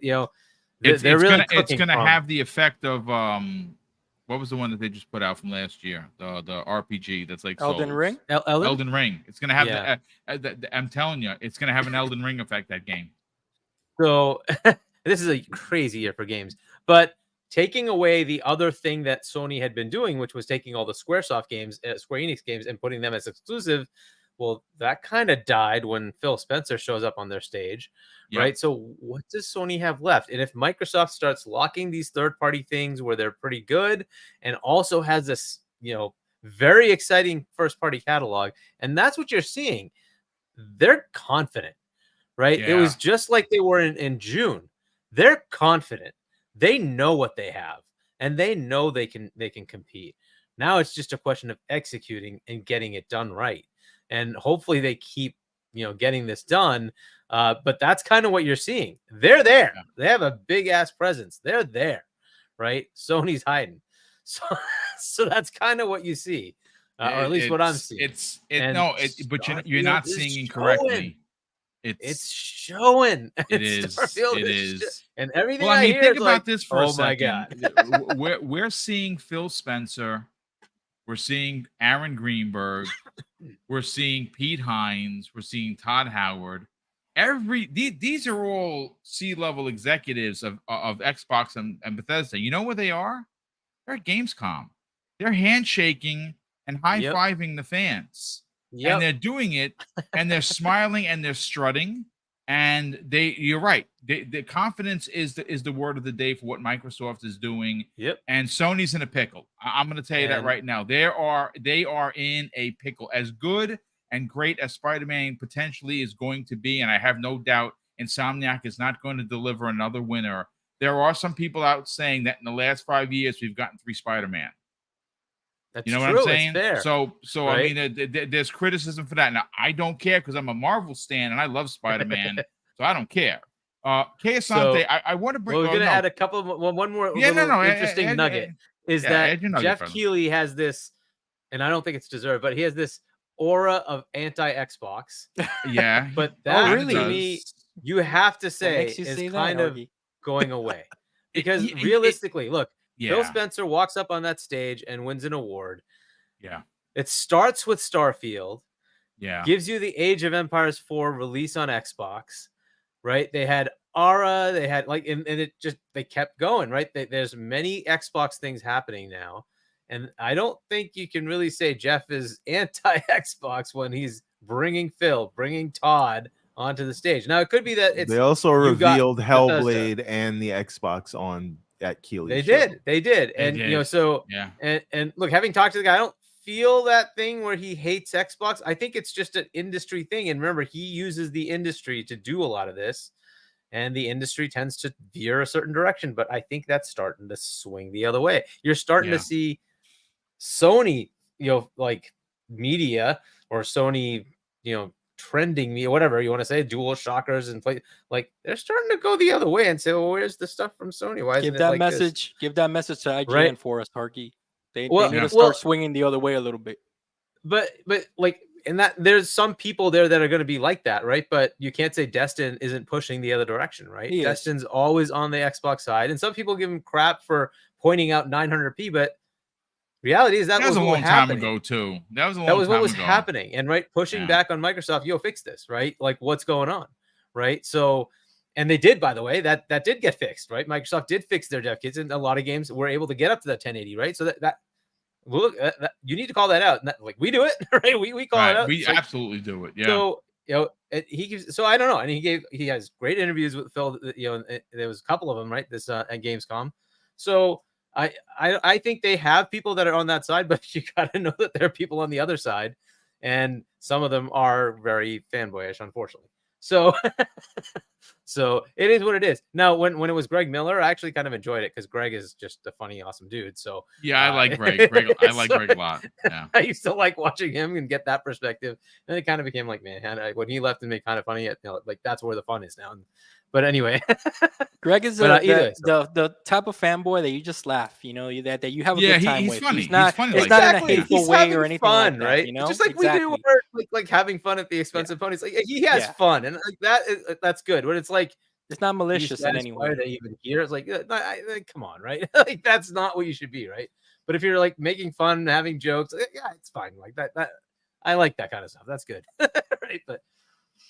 Listen, I like Greg's humor. I always have, and that's why I'm a fan of Kind of Funny. I like the direction that they've taken it. But Asante, I want to bring you in on the conversation, brother, because we heard from you in the beginning. I want to hear what has jumped off the page for you at Gamescom so far, because I know that you got into it late because you're obviously handling some real world stuff. With work, we understand work gets in the way of everything. It sucks. But did you see when Phil Spencer mentioned Hellblade? He kind of let out the bag. It's first quarter of next year. We had no idea. Yeah. I really appreciated that he came out and to Harky's point, like everything I've seen so far, they are the word of the day is confidence. And we've been waiting for that for a while. We've been wanting confidence from them for a while, right? And it looks like they are confident. Now, remember, we had that before with when they released some other things, and then we were like, hey, was their confidence misplaced?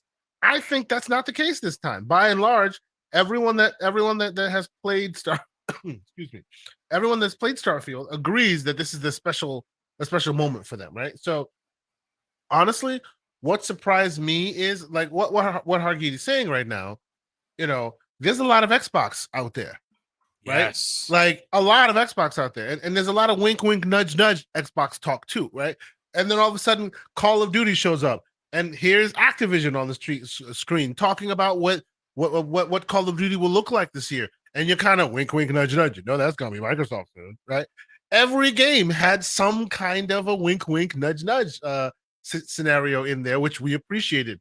Another side, I'm not sure people paid attention to day 2 of Gamescom. Today, they showed a lot of stuff. They had a lot of people come on, That's where the Phil Spencer interviews showed up on Xbox On and Destin with IGN. They also did a retrospective, a 10-year retrospective on ID and Xbox, and there's some really cool stuff in there. They showed you all this stuff about, back they showed the 360 blades, put a tear in my eye, showed you all that stuff about what Xbox Live Arcade did and how amazing it was and where they're going. That was awesome back then. So honestly, I just think that there is no one thing that they have done at this show besides Starfield marketing. Let's be straight. Like they're really like just pulling out all the stops there, right? Oh, did you see that chair? Yes. With the desk in front of you, with the ultra wide monitor, with the ultra wide monitor. Yes. Dude. Yeah, the Starfield thing. Is that what you're talking about? Like the Starfield station? Yes. Dude, I want that. So I'm not gonna go. I'm not going crazy. I will say I do have a 1340 by 1080 monitor, so I do technically have the ultra wide already. Are you gonna justify this to the wife, Kay? No, I already have it. I've had an ultra wide monitor for years. No, I'm talking about the whole setup. How are you gonna? Oh, the chair? No, that's just ridiculous. Come on. I've always wanted to be an astronaut, honey. This is my dream. This is my dream to finally become an astronaut. This is my dream. Let me dream. But no, so honestly, my excitement, and you people have heard me say this before on this show, right? I just want them to be consistent. I want consistency. I want the next show to be greater than the last show. I just want that to be the case. I don't want it to be like this show was great and then they drop the ball, and the next show was great and then they drop the ball. No, we need consistency. And we assumed Redfall was the start of that. Now Phil Spencer is literally saying that Starfield is the start of that. So hey, I'm there for it. Let's go, right? So I'm excited for it. We're seeing all this marketing material flying all over the place. It's really coming to a head. Now it's just time for them games to get in your hands, and I'm looking forward to it. One last note from me, because people heard me say this before, so let me give an update. GameStop lost my consolation. I was gonna ask you, did you get it? Which was so sad. I got the shout out to right L Boogie. Shout out to L Boogie, who found that Best Buy was still taking them. Yeah, I almost had one in a cart, dude. I almost had it, and then they're like, "Oh, sold out." Like, as soon as L Boogie told me, I went into the DMs. I didn't even put it on Twitter because, God damn it, I don't want y'all to ruin it for me. I went and I got it, and it's sold, baby. I got my Constellation Edition. It's on deck. Good. It's funny. It's funny how small of a world this is. Do you know how L Boogie found out? How did you find out? Through you? No, through my brother Neo Mental.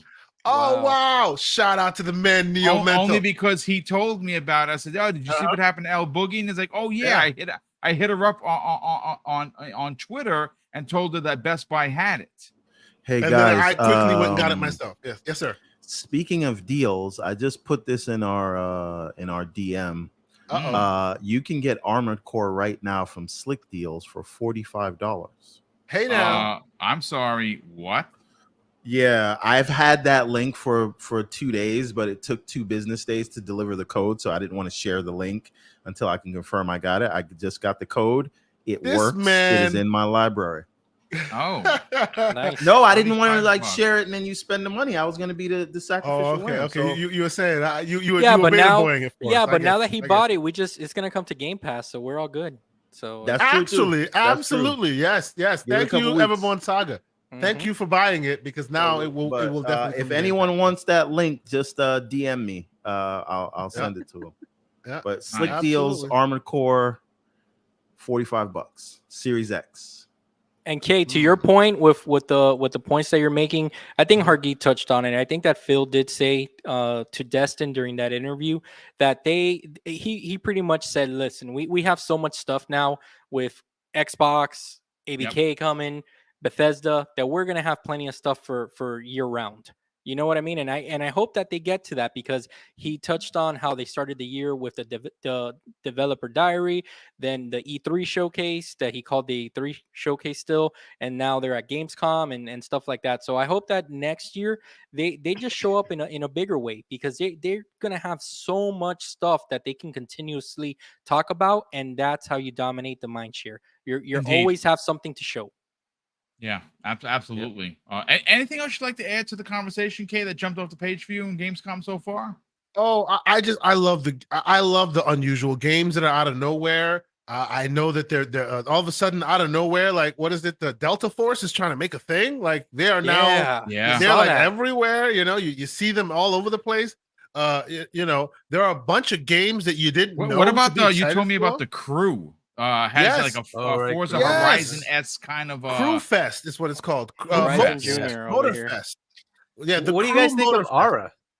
Aura History Untold looks really cool. Looks really interesting, cool, doesn't it? It really does. I know that Microsoft tends to lean too far. Well, I think too far in the RTS direction, because I know it's a genre that they're all, like, let's be honest, they are one of the only platforms keeping that genre alive still. Correct. Because it has a very fervent, they're going to bring back loyal base.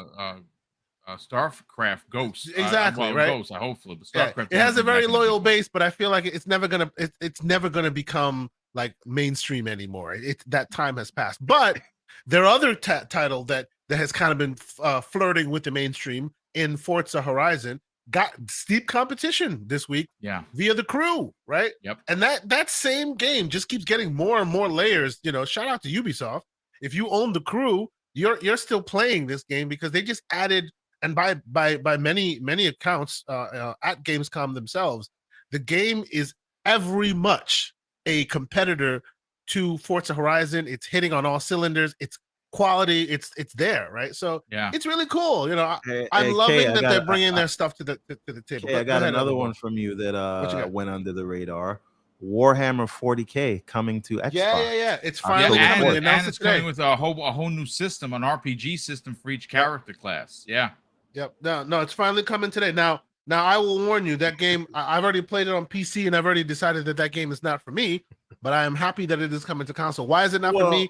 Because it starts strong with a great campaign and then it throws you into multiplayer. And I'm just like, give me a good campaign. Let me finish. You get a whole campaign?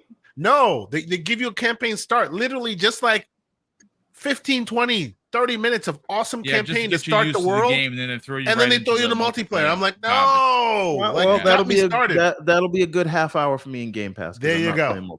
There you go. So that's what happened. You know, but it's good that it's coming to console anyway. You know, I'm happy about that. Okay, what do you think of Alan Wake 2?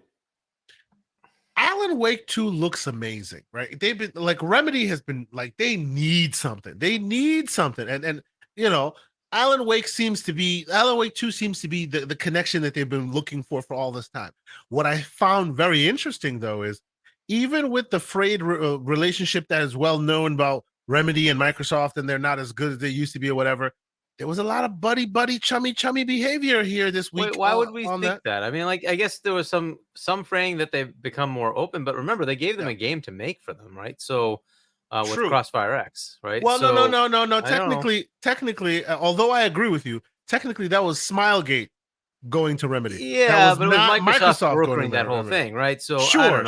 I think... And then of course, the game turned out horrible. Microsoft took to exit stage left and didn't even speak on it from the moment the thing released. So I think that one everybody wants to forget about that one. and that showed up on Sony's showcase, and I'm like, It did. Really? It had VR. The VR. As a VR game. You know, yeah. So no. I just like, the long and short of it for me is I just love the confidence. I need to see consistency, right? Yeah, and I think that when you look at I think you're onto something, Kay. I think when you look at what Phil said regarding as Starfield being this jumping off point for Xbox first party or Xbox Game Studios. I really think that his confidence on saying that publicly during this interview, where it should give Xbox players confidence for the game. Like, this is what we've all been waiting for since E3 of 2018. John, I want to get your final opinion on this, and I'll read the super chats, and obviously we'll get everyone out of here on time tonight. What for you so far has jumped off the page at Gamescom? And quite frankly, Xbox is ruling the roost. There's no doubt about it. What is your highlight so far? I really, man, there's just so much content is really what my highlight is. It's just games from across just all types of all types of genres. This is unbelievable. It really, I'll take one from Pong So here, the golden age of gaming. We're living in it. I mean, you had surprises like Killing Floor 3. I thought that looked gory and That amazing. actually looked really good. I'm looking right now through everything because it was just so much good stuff. But that Crimson Desert game was just spectacular. I thought that looked like a hybrid between Assassin's Creed, The Witcher. My God, that game it just looked amazing. I don't know if all that stuff's gonna be real or not, but at the end of the day, that's a day one for sure. I think that they really did bring the games industry did bring their A game to this Gamescom because even Ed Boon showing off Mortal Kombat with that reveal trailer with Shao Kahn and Sindel. That game, man, every time they show these guys they need to be given their roses, how they're able just to bring it every single time. Ed Boon is just legendary. And Tekken was there. That looked amazing as well. We know that it's the year of the fighting game, that you have Street Fighter, Tekken, and Mortal Kombat all fighting for that mind share, and all three of them they're worth all of your money. Okay, let's not forget Modern Warfare 3 was there. That was a big highlight for me. I like I said, I'm a big Call of Duty player. I know that some people it's more of the same stuff, but man, let me tell you something. Production, single player production blockbuster, nobody does it like Call of Duty. Sorry. They know how to put on a show. Some of that stuff looked really good. Yeah, like graphics, high quality stuff. It looked like a movie, dude. Yeah, like really good. They know, when it comes to Call of Duty, that's summer blockbuster stuff right there. They showed up in a big way, which I really liked. Just across the board, man. Lords of the Fallen, is that the name of it? Lords of the Fallen. Lords of the Fallen. Yep. My God, man. Talk about a team that took it back to the drawing board and is bringing their A game. They're giving.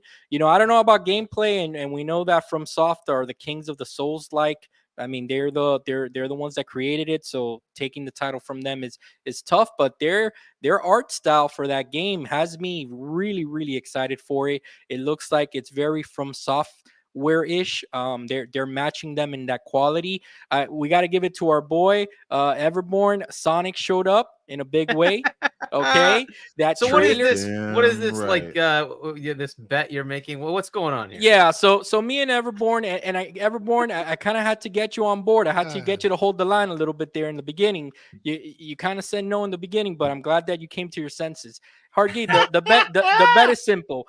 Me and Everborn, we think out the gate, first month of sales, Sonic is gonna beat Mario Wonder. That's it. Simple as that. We're not saying lifetime. We're not saying that's not what we're saying to the end of the year. We're just saying that first month out the jump because we just feel Sonic has a lot of momentum. We think that bringing the 2D flavor back to Sonic is gonna be big for them. And I'm saying all you better hope for is that it gets in Game Pass, because even that won't help you. Elephant Tusk Mario will stomp on all of your faces. Wow. It's gonna be hilarious. Hargi, tell me I'm ridiculous. We shall see. I know for Everborn and for Boom, this was exciting that Sonic Frontiers is getting that DLC. I know that you guys were very high on that game, so that's good news. Yeah. And man, I'm telling you, I can name so many games, Boom, that I'm looking at here. That it's just that's the thing that I'm really excited about. That had me so hyped for Gamescom and Xbox. We know that they're kicking on all cylinders right now. This is what we need from them for the rest of the generation. We don't want to see them take a back seat anymore. We don't want to see them pausing, taking breaks. Nope. Even if any other acquisition comes, they should have learned from this ABK thing how to walk and chew gum already. Okay. Yeah. So, you know what else we don't want to hear anymore, John? Apologies. Yeah. That's true. Take no prisoners. Let me tell you one. Yeah, that Starfield was a black eye, and I think they learned from it. Phil, Redfall, not Starfield. I mean Redfall. Don't you dare my bad. Starfield. Sorry, it's just that I see Starfield on Boom's. Name. Yeah, I see it on Boom's. One game, Boom, that I'm gonna tell you that I purposely did not download because I knew that it was gonna just take over my life again. Marvel Snap coming to Steam. I'm staying away from it. Yeah. I don't even want to download it because Play it on your ROG Ally now, though, dude, bro. like I'm gonna say this slow. I got really backed up at work because of Marvel Snap. So I play Marvel Snap every day. That Marvel ain't gonna Snap happen again. I'm waiting for the console release, to be honest with you. Dude, that cannot happen to me again. And guys, It is so good. It is so addicting. It is so much fun. There's so many cards. If you're a Marvel stan and you're not playing Marvel Snap, I'm telling you, you're missing out. I agree. I phenomenal. agree 100%. I got 4 decks. I run, dude. Boom and John, I feel you guys are betraying your community. I feel you guys should be flogged by the community because you're basically telling people to go use drugs. I have gotten the monkey off my back. I say you should not get that monkey on your back. Think of Vampire Survivor. Put it called Marvel Snap. Do it. Think of Vampire Survivor and then double its like potential for being. Hey, addictive. wait a minute. Like, no. Wait, you know what, Kay? Now that you bring that up, I want to talk about some dereliction of duty. Okay. Now we have a lot of content creators that are at Gamescom right now. Now, what Sega just announced is that they have restored the Sonic Zone. The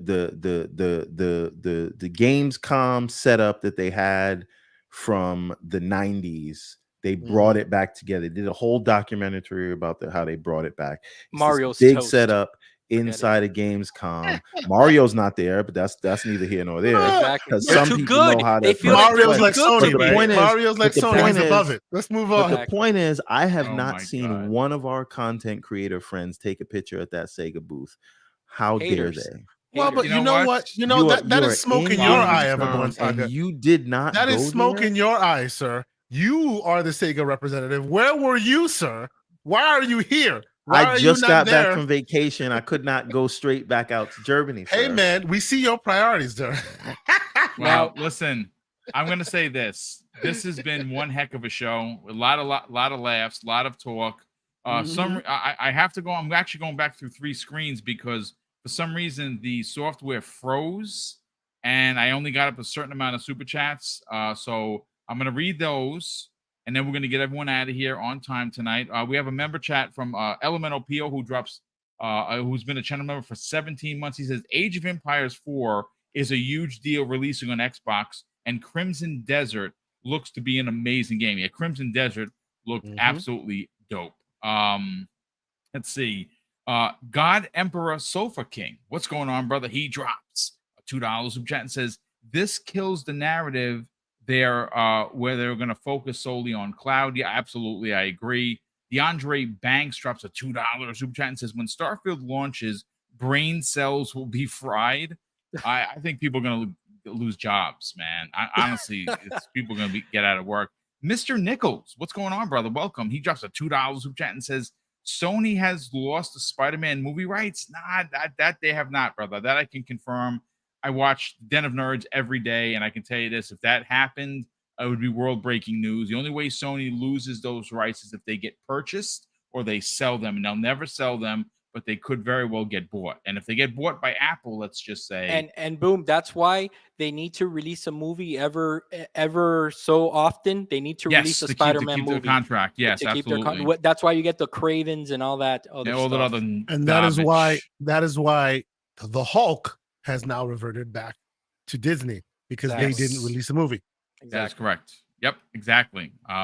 Spartan Ghost _17 drops a £2 super chat and says, which cloud infrastructure will Ubisoft be using? I don't actually know. The cloud infrastructure Ubisoft currently uses is AWS. That's the reason why I say it's a win for Amazon. Wait a minute. This is an important point. Also, Kay, you got a little bit of facts wrong about the Hulk rights. There was an actual hard deadline on the thing. Oh, there was an ultimate dead date, right? Even after X amount of years. Yes, right. So they had it for some 20 years or 15 years, whatever, after the movie released. But that's not what the I think it was 15 years. But that's not. They had only the distribution rights, and Marvel had Sony. Disney had the production rights, so Right. Disney could make a movie, but Universal would couldn't distribute it. That's the reason why they couldn't make one. Yes. Sorry, I'm a Hulk stan. I won't. No, that's all right. Listen, that's fine. Anyway, now to your question about Ubisoft, and that's something that's not very clear because yes, Ubisoft has the license to decide who gets it, but whose service it runs on, it's going to be different for each person who has the game, right? And it could be that you're streaming it from Azure, right? No, that's true. Well, so the reason why I say that is because right now, today, there is no world where Amazon would a universe where Amazon could potentially get access to Call of Duty and or other Activision Blizzard's content, right? You just could not envision that happening. With this in place, there is a definite world that can happen. When Netflix does that, Amazon wins because Netflix is on Amazon. You know, right? And when Amazon themselves asks for it, obviously the context is in the middle, and the middle is money, right? But Amazon can pay that money if they so chose. Yeah, but how much money has Amazon proved or Netflix proved that they're willing to pay for video games? I will tell you that Luna pays a lot for video games. They just don't do it on Front Street, so you don't see it. They have been paying a lot for video games. Up until now, they haven't paid for COD. And that's Bobby true. K likes money. So if they were willing to pay enough, they could have gotten it. Yeah. They just haven't because it was prohibitively expensive. Yeah. So what I am saying is that's not going to change. So we'll see who actually pays for the licensing of those stuff. And after this back catalog is different. I think you're going to see a lot of Activision back catalog. Of course you are, because it's old games. Yeah. So Black Max drops a very generous $5 super chat and says, "Can these payments be in the form of Assassin's Creed Red Game Pass day one?" Well, if Ubisoft Plus goes into Xbox Game Pass, yes, then you'll have your day and date. And I believe Ubisoft Plus is a part of the equation. For I wash, the left hand is washing the right hand. That's what I think. And both hands wash the face. Sir X-Man drops a $2 super chat and says the ABKD digital games can still be exclusive for Xbox and PC. That yes, they absolutely can. Jimbo Jangles, very good friend of the program, drops a $20 super chat and says, "Hey, Boom and crew, I'm currently at a car show in Denver with one of my toys." Yeah, he has a really dope ride. But just wanted to pop in and say you're cool and video games are cool. Catch you guys later, brother. Thank you so much for the kind words and of course the generosity as always. Spartan661 drops a very generous $5 super chat and says, "Any known schematics on how the watch works? Does it work as you're playing the game? If you touch a button, does it turn on the Xbox? What can it do?" It's a smartwatch, so I don't know. We will soon find out. I'm getting mine on the first. Yeah, yes, and there you go. And I'm getting mine on the first as well. Hopefully, GameStop. I thought I did it from the Microsoft store, dude. GameStop confirmed that the payment went through. I have the bootleg. I have the bootleg version. I just put the face on. No, listen, John. That's what I'm gonna do. I got this damn Apple Watch Ultra. Yeah, I'm not changing it. Yeah, no, for that. I'll get a Starfield face. Put a Starfield, a face on there, and you're good. And last and no way least, RC Polygons drops an additional $10 super chat and says, "Would Microsoft bring some ID software devs to look at the COD engine? COD engine is based on ID tech. Not saying Microsoft would turn ID software into COD support. Just to clarify." I don't think they need. Listen, ID is ID. They don't need to be shown anything. And I think that what they're doing, I think all of these entities are going to run on their own. You're going to see some cross pollination with one studio helping the other. Maybe some of maybe some Infinity Ward gets over to 343 and kind of helps them with because that's what I'm hoping is that we get some help over to Halo, whatever the next Halo is going to look like. Hopefully it is Unreal Engine 5 and it is the Halo we always really wanted, even though Infinite is phenomenal.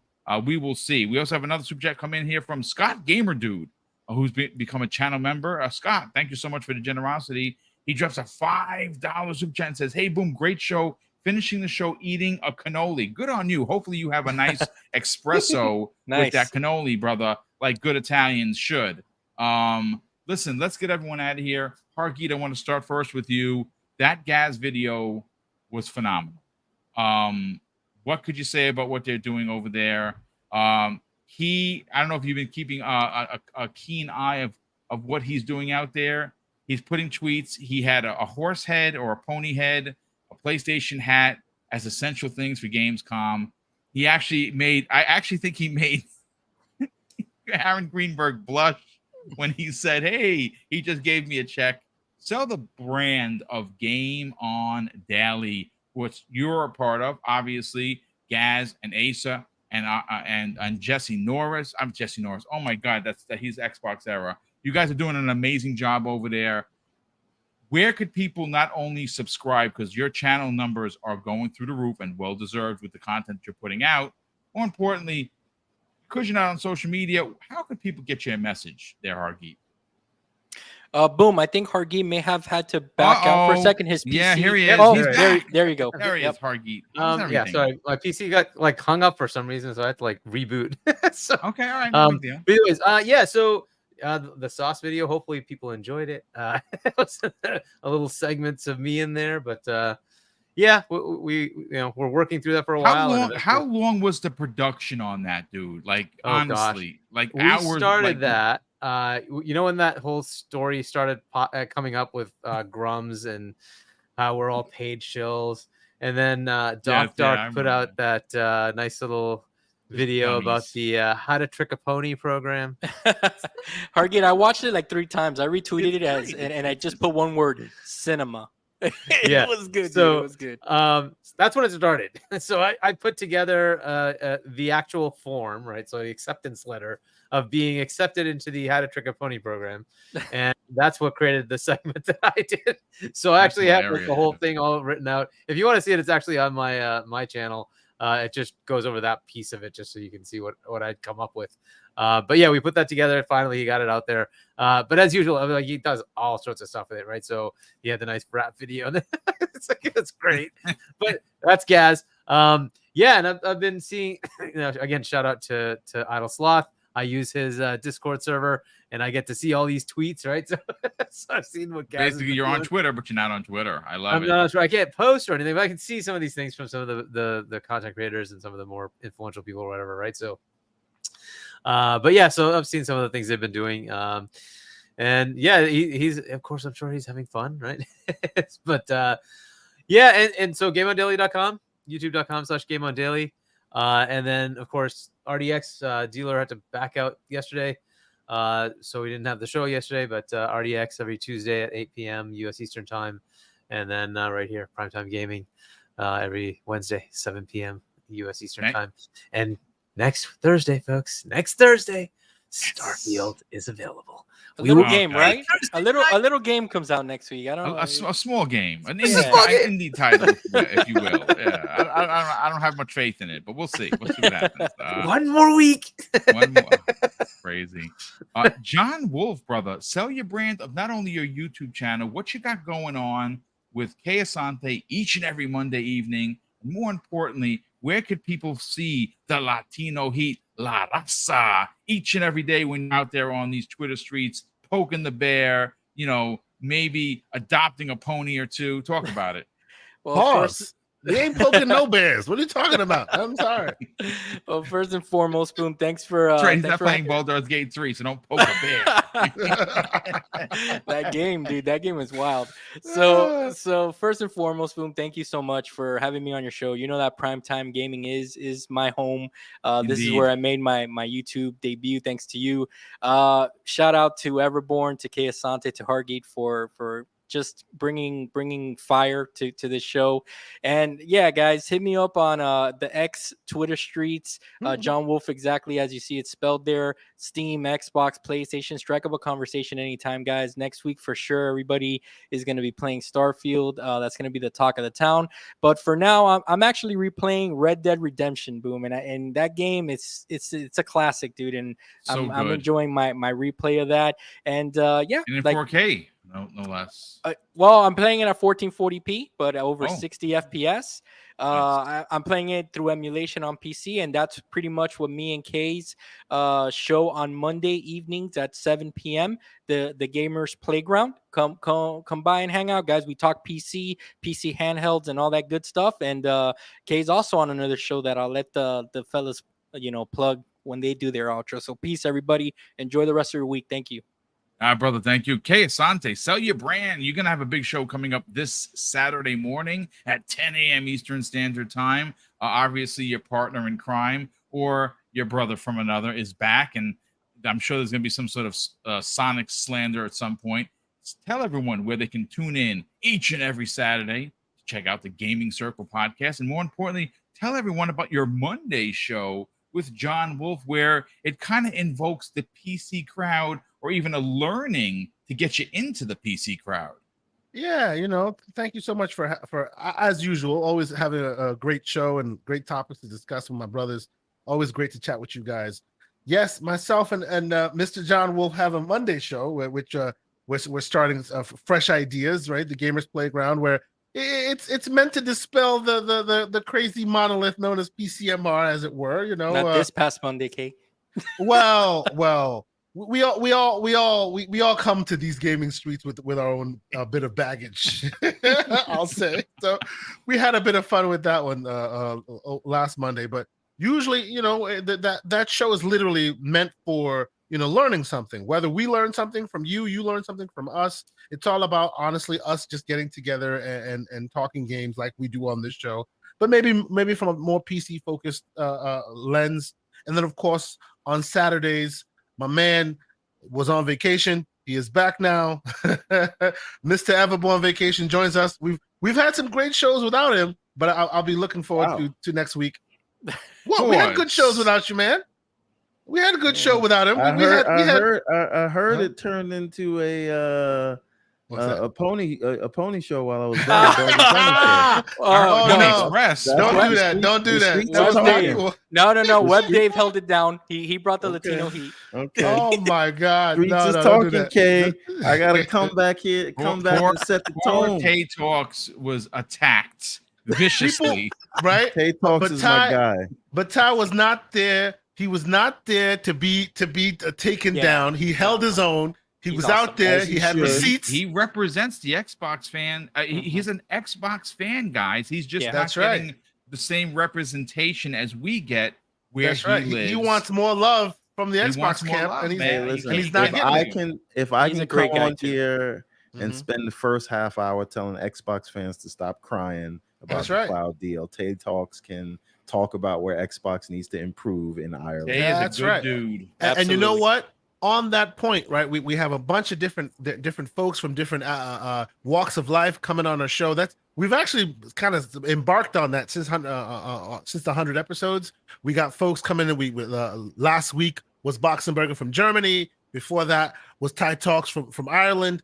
Next week, myself and Everborn Saga, we're going to do the dynamic duo. But the week after that, we have some Australian flavor coming on our show. Not now risk it. We appreciate risk it. It will be someone new from that side of the house. So we're continuing that idea of having those conversations, talk about how Xbox and all the gaming platforms are doing from your neck of the woods to kind of educate the community as a whole. So thank you guys so much for checking us out. We really appreciate all the continued support. Numbers are growing exponentially. It's so awesome. So thank you guys very much. And we'll see you guys next week. Absolutely. Well, it's well deserved. You guys do a good job each and every Saturday, and the content is there. So if the content is there, the people are going to tune in. And last but not least, Everborn Saga, brother, sell your brand. Obviously, New York Comic Con right around the corner. Are you going to be there, sir? I am still waiting on a confirmation for someone to have to cancel the tables. Right, we were there in 2021 because that was the first show they did post COVID. And then 2022 they got cute because all the big guys wanted to come back, so there's no room for the small guys now. But we're trying to we're on the waiting list now for a table, so we shall see what happens. But don't worry, and I'm telling you this right now. We are on the final 5 pages of Ariel's Adventure Chapter 2. Nice. There's a Kickstarter coming very soon, and I hope all of you guys support it. We're going to be setting up the landing page in the next week or so. And look out for that. That's going to be the big launch of a very large arc that we're going to go into story-wise. Ariel's Adventure is our flagship book of all the series in Everborn. So part 2 is taking a lot of time. It's going to be well over 70 pages just for one issue.